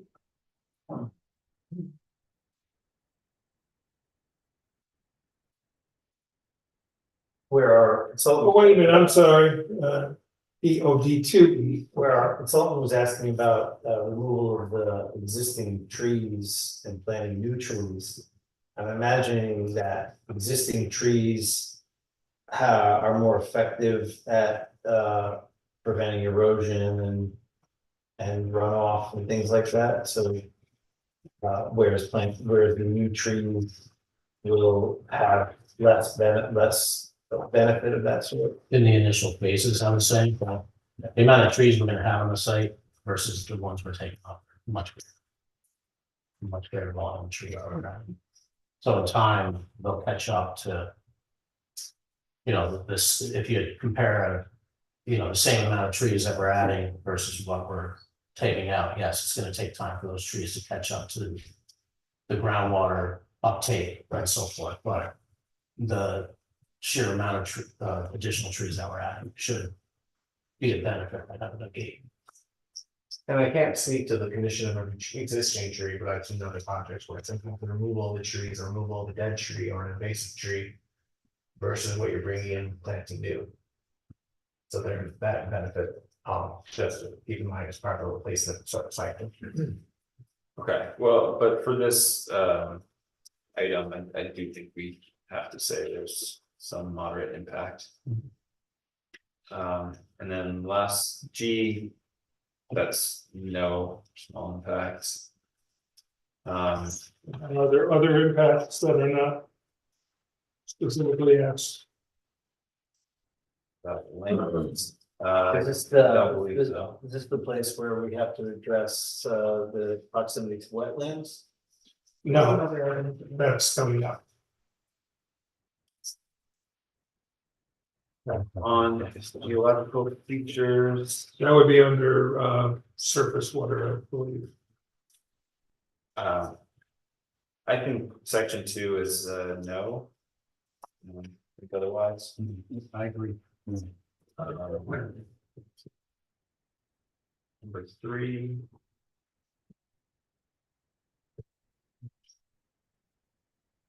I guess this might be something that we want to wait for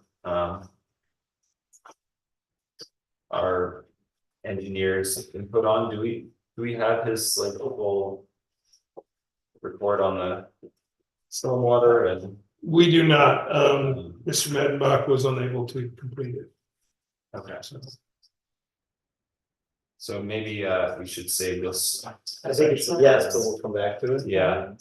I'm sorry, I said Mettenbach, Mr. Larios, sorry. No way, where Mettenbach came from? Like if they're not. No, sorry, So we're not aware of. I have no idea where that came from. So section 4, groundwater.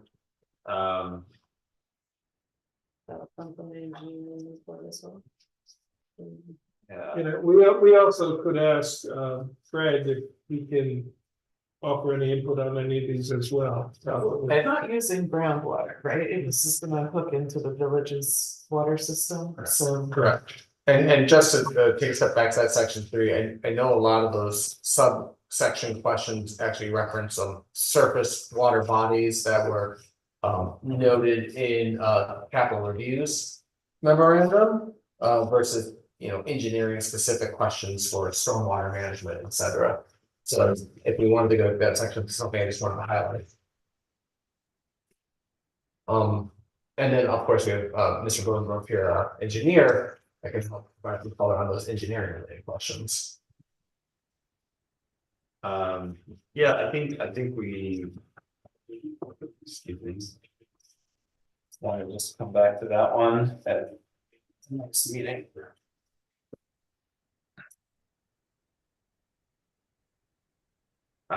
But for section 4, the groundwater. There is also the section though about contaminants into the aquifer though, so. So it's kind of a two-part question.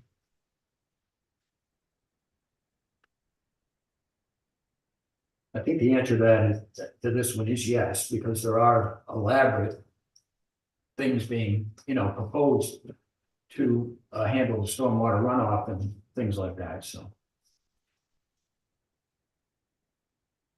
okay, so yeah, if we said say yes, contaminants, there's a parking lot. right? And the water from the parking lot is gonna, go into the retention basin, so it can be filtered and cleaned and put back into the stream, so. I think we should answer yes to this and then just. Go through and Go see through. which ones you can answer now. and Yeah. rule them out. Yeah, That makes sense. there's no wells. So 4A, no new water supply wells. B, I mean, bear in mind, there will be an additional draw on the village system though. That's what the next question. Yeah, that's the next question, yeah. Yeah, I'd say moderate to large and without knowing the exact requirement. okay, yeah, that's fair. May allow results from residential usage. That's no. C is no. May include require wastewater discharge to groundwater. No. So no, No. Okay, E would also be no.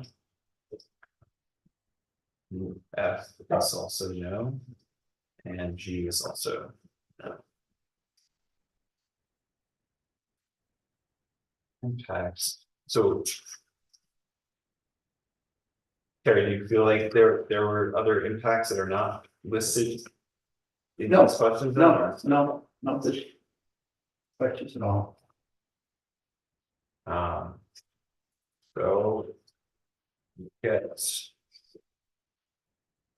section 5 here, Yeah, the property is in a floodplain. I think it's 100 years. It is.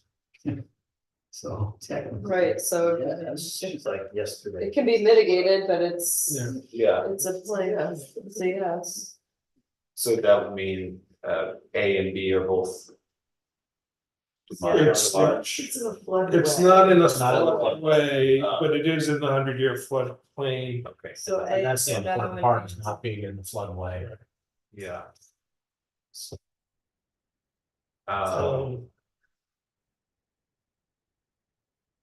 But I don't believe. and I don't believe it's in the 500-year. Yeah, if it's in. Well, yeah, it's in the 100. Oh, Yeah. But it should not, Actually, that's. It's in the 5, it's in the 100. The 500 goes to If you. it's in the 5, it's in the 100. If it's in the 100, it may not be in the 5. But the name is a misnomer. In the 100-year means there's a 1% chance in any year that there will be flood. That's what that is.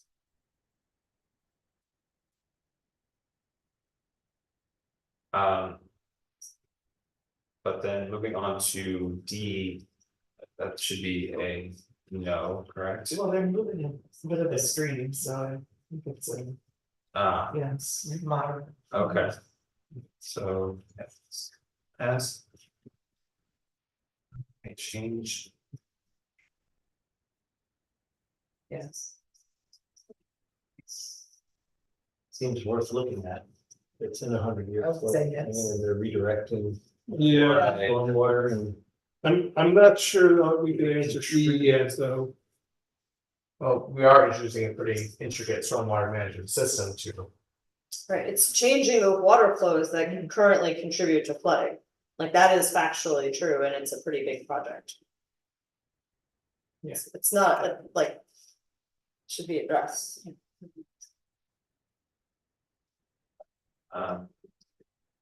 so yeah, that's a moderate, and then there's no dam on site. No.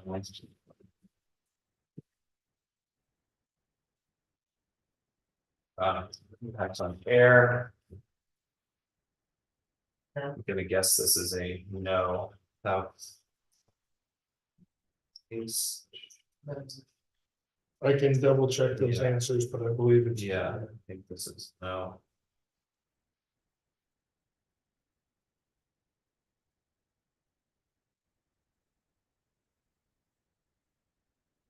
This week, we should be able to answer 7, since we have the. Environmental reports. E2O is a yes. So for letter A. Well, if it's gonna cause a reduction. No, I'm just saying the answer on part 1 is a yes, that's all I'm trying to, that's all I was saying. Species of plants or animals. But the environmental consultant just say that it's not gonna impact endangered species. Yes, so that answer on the part 1 is an auto-generated answer by the EAF mapper. So that flags certain species that the consultant will look at and our consultant needs to look at and evaluate whether there is an impact to them. Right, so O says the project site contains them, and then this says. Does that cause a reduction or a loss? Well, there's a couple of things here. First, as Mike mentioned, this auto-generated answer. So the secret mapper, it pulls information, theoretically on parcels, but it's not a fine tool. It sometimes generally regionally flags if there's an animal present in a certain region. I'm not disputing, what I'm saying is the question is the material, is there a reduction or a loss? So our consultant said there was. So it's not, No. right, so that was the only. No, I just wanna make sure. That was my second part, yeah. Yeah, no, that was the second part, we get to, this was second context. And resulted in projection or degradation. I mean, I would also say that's no, based on the comments tonight.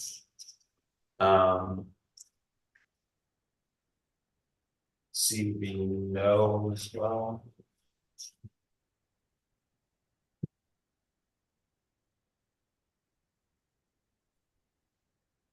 Also, No. He is also no. no, maybe F is no.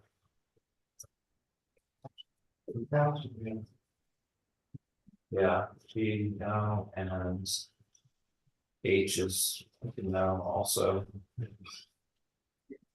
And I is no. So I mean, maybe this whole section would be No. So basically you answer yes, and you just check no in all those columns.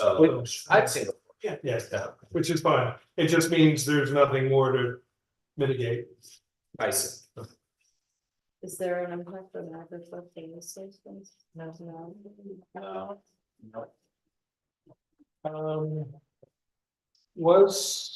I'm trying to remember if it was soils of prime importance there, though. Anyone? CQC. I think you just had enough. There. Yep. No, that's E. Oh, yeah, that's prime farmland only if the soil is drained first and it's drained. Yeah. So then we can say that that is a no for me. Yeah.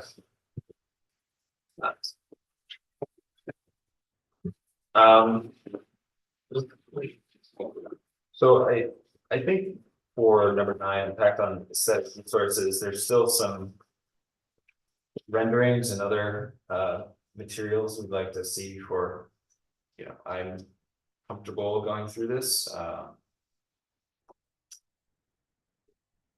Yeah, I haven't viewed the latest renderings and love to see them in context, like from the road, some different views. We present mapping. Yeah, sure, yeah. So this rendering is taken on the south of the development, looking northwest. At the plaza. In the front, yeah. At the last meeting, with the design review board, their primary comment was really just reducing this. This rail, which is a, requirement for protection, fall protection from the roof. So we pushed that back, which reduced the appearance of the size. And then. Excuse me 1 second. Yeah. Hey, if you two gentlemen can just back up a little, then the camera can pick that up for the people at home. Thank you. Appreciate it. And likewise, the rail. So those are the only updates that are shown on this rendering.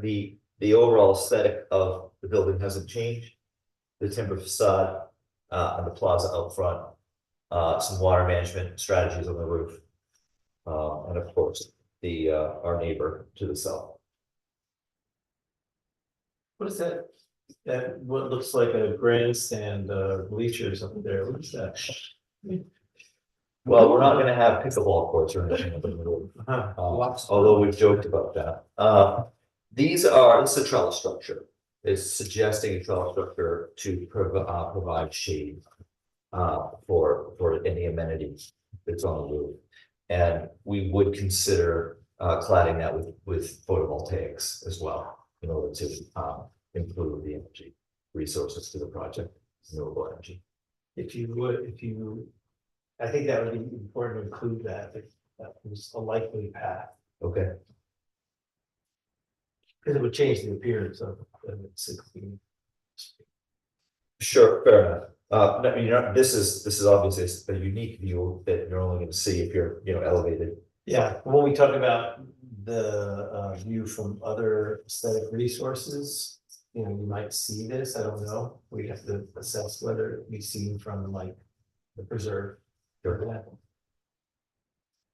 If it's gonna be a big shiny photovoltaics on the roof, maybe we want to know that.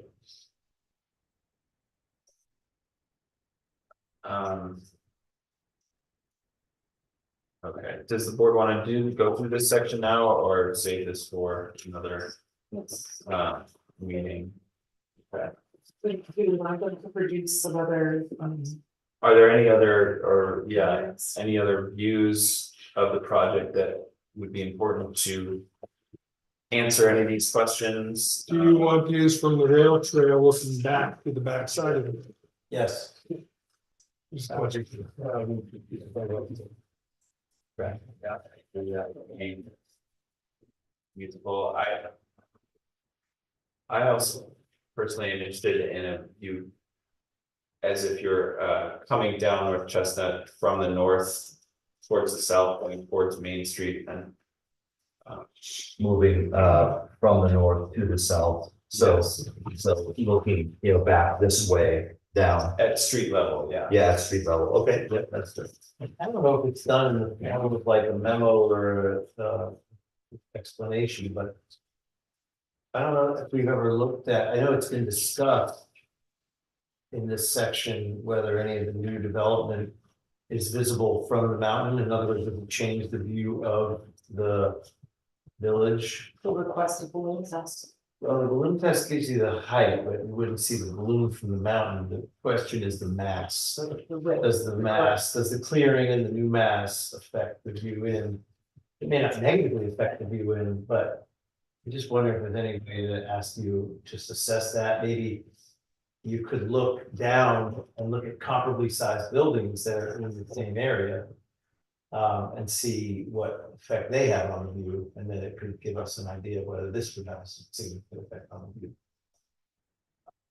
Are you suggesting we take a view from a particular location? Yeah. Like a tower, for example.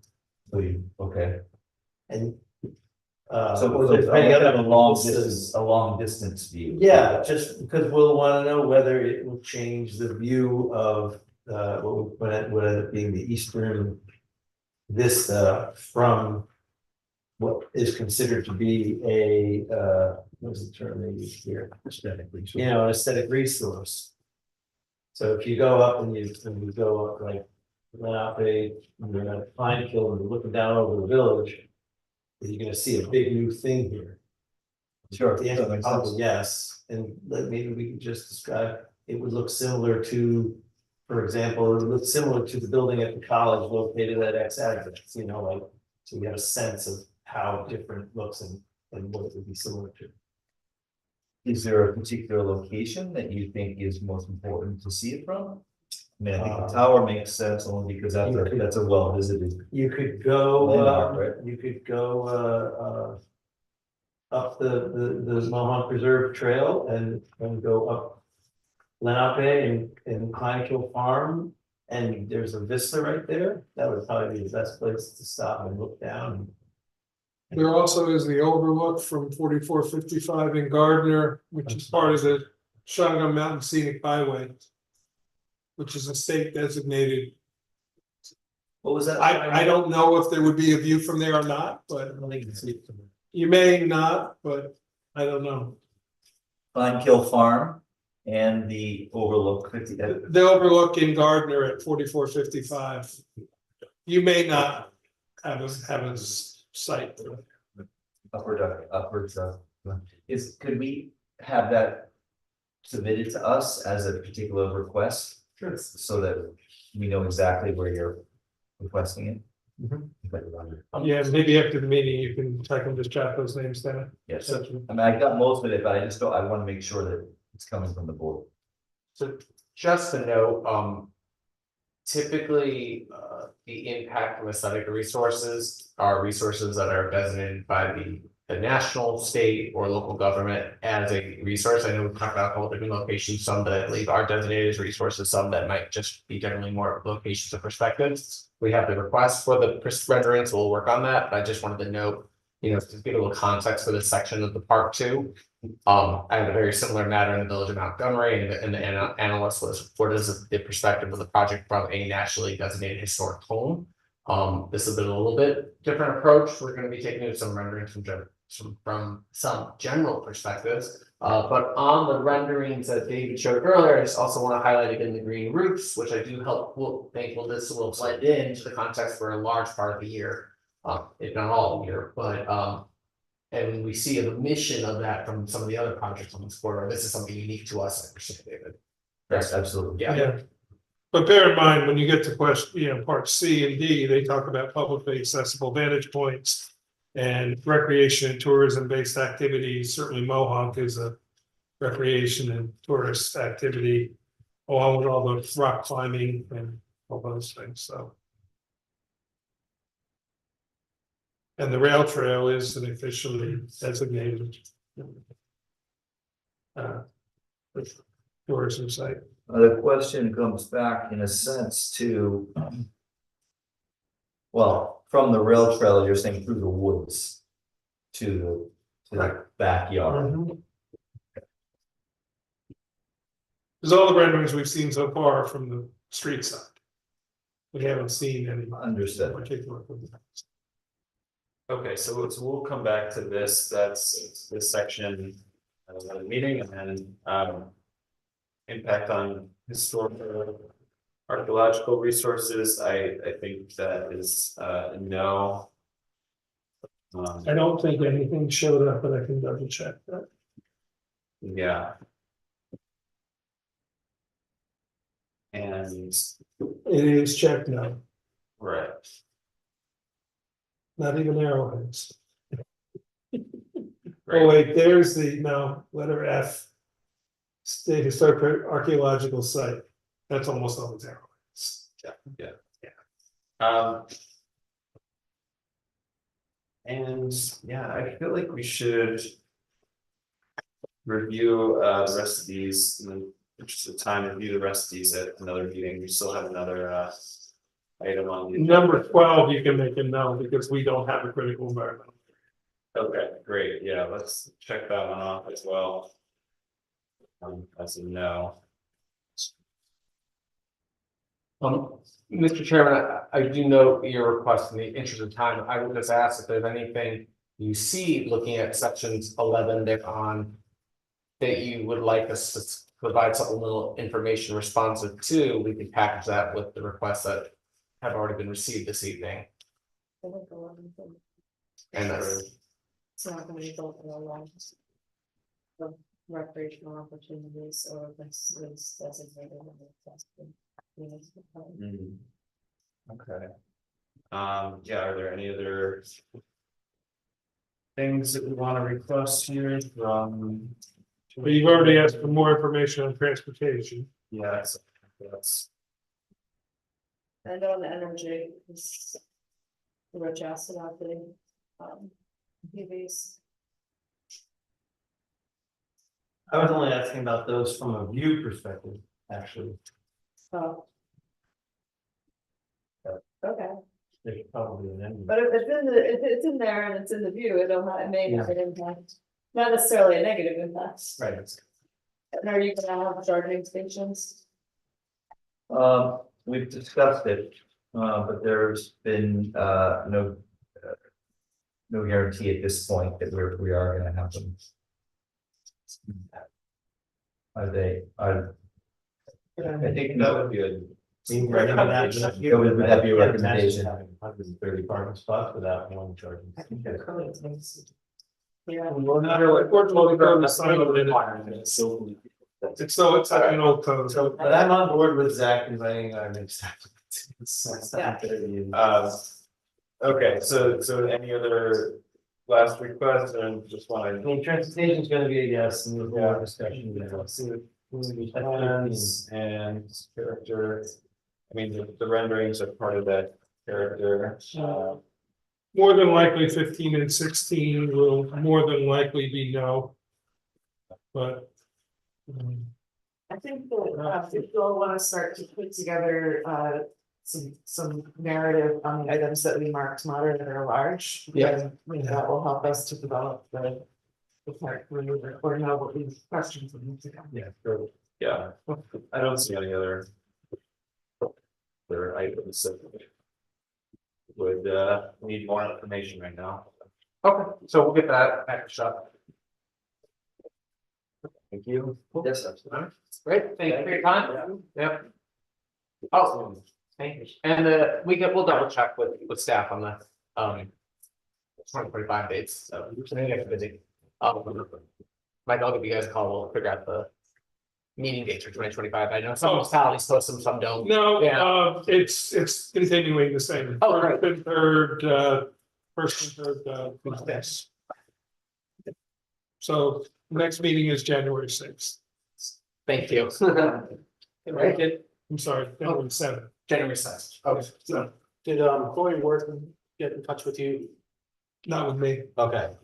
So I'll ask him to just let you know, we did meet last week and we went over the Firematic access. Okay. It's okay with him. Just haven't sent me an email. Yeah. Yeah. Sure. Thank you. And then just to know quickly, I know we'll be packaging all the requested information, to the extent we can get everything together for January 7th. If DTS could also, provide comments or, attend that meeting, just to have that discussion on traffic, we really appreciate it. Thank you. Yeah. Thank you. Have a nice. Thank you. Thank you, everybody. Thanks.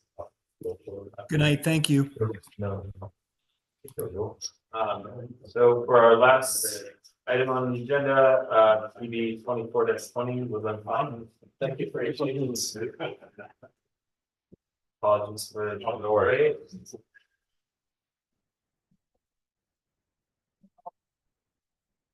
Hey, good evening, everyone.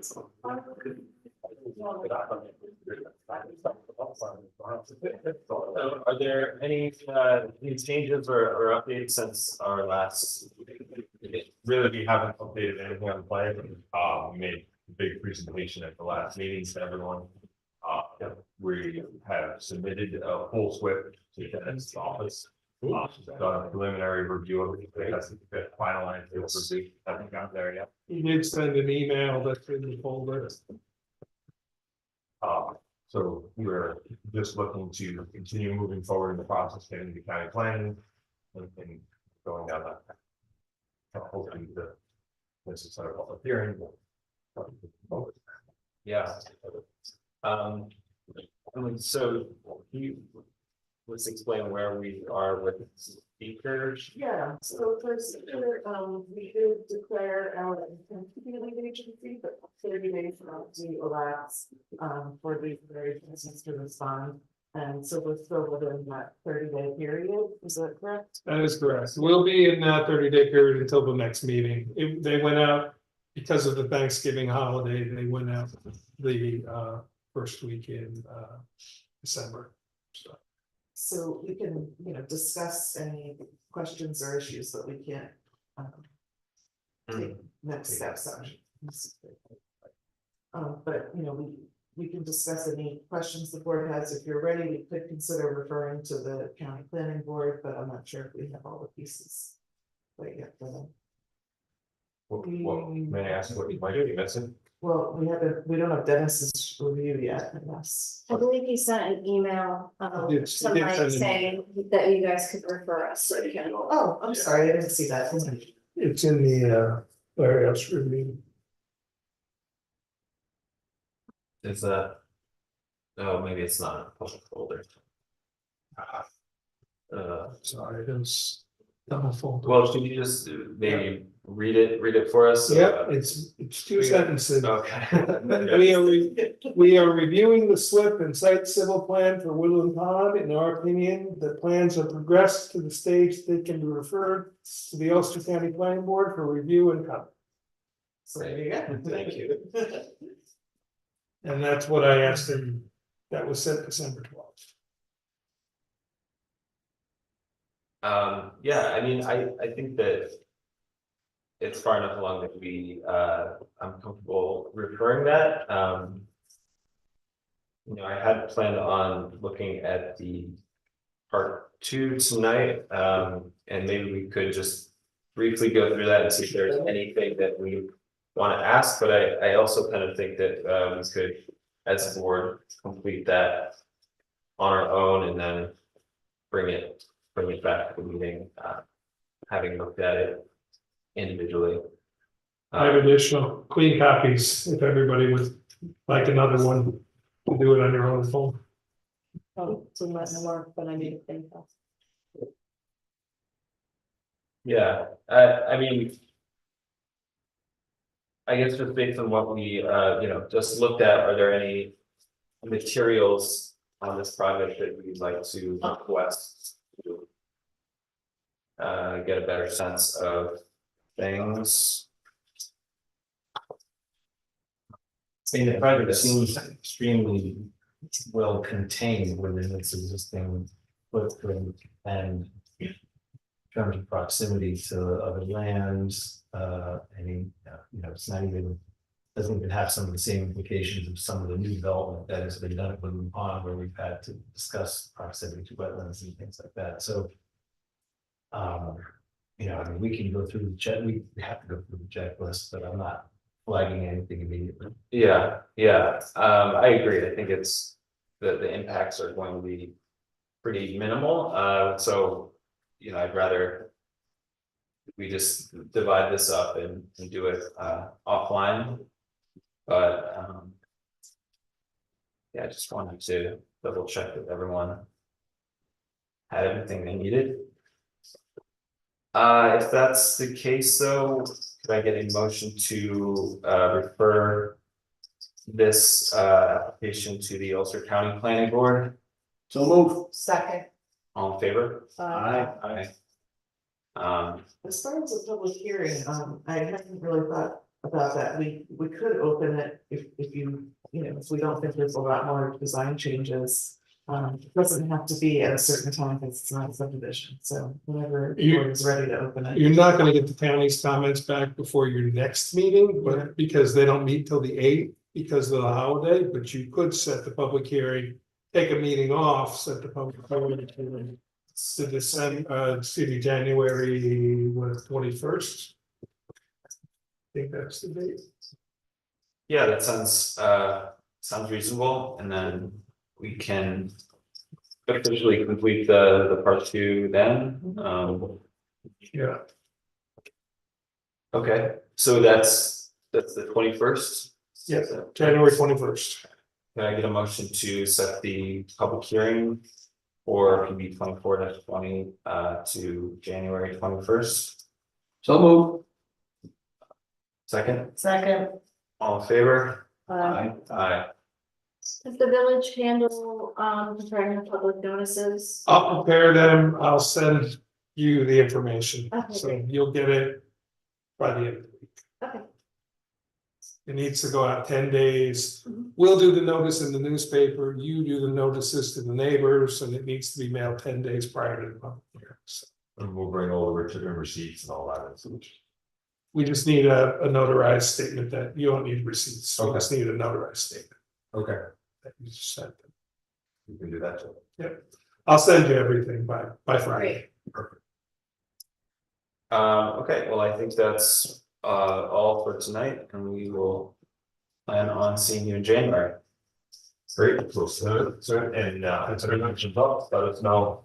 If you need anything before that, when we get into that part 2. Great, But, yes. thank you, everybody, have a wonderful holiday. Thank you, too. Good night. I get a motion to adjourn the meeting. So moved. Second. All in favor? Aye. Aye.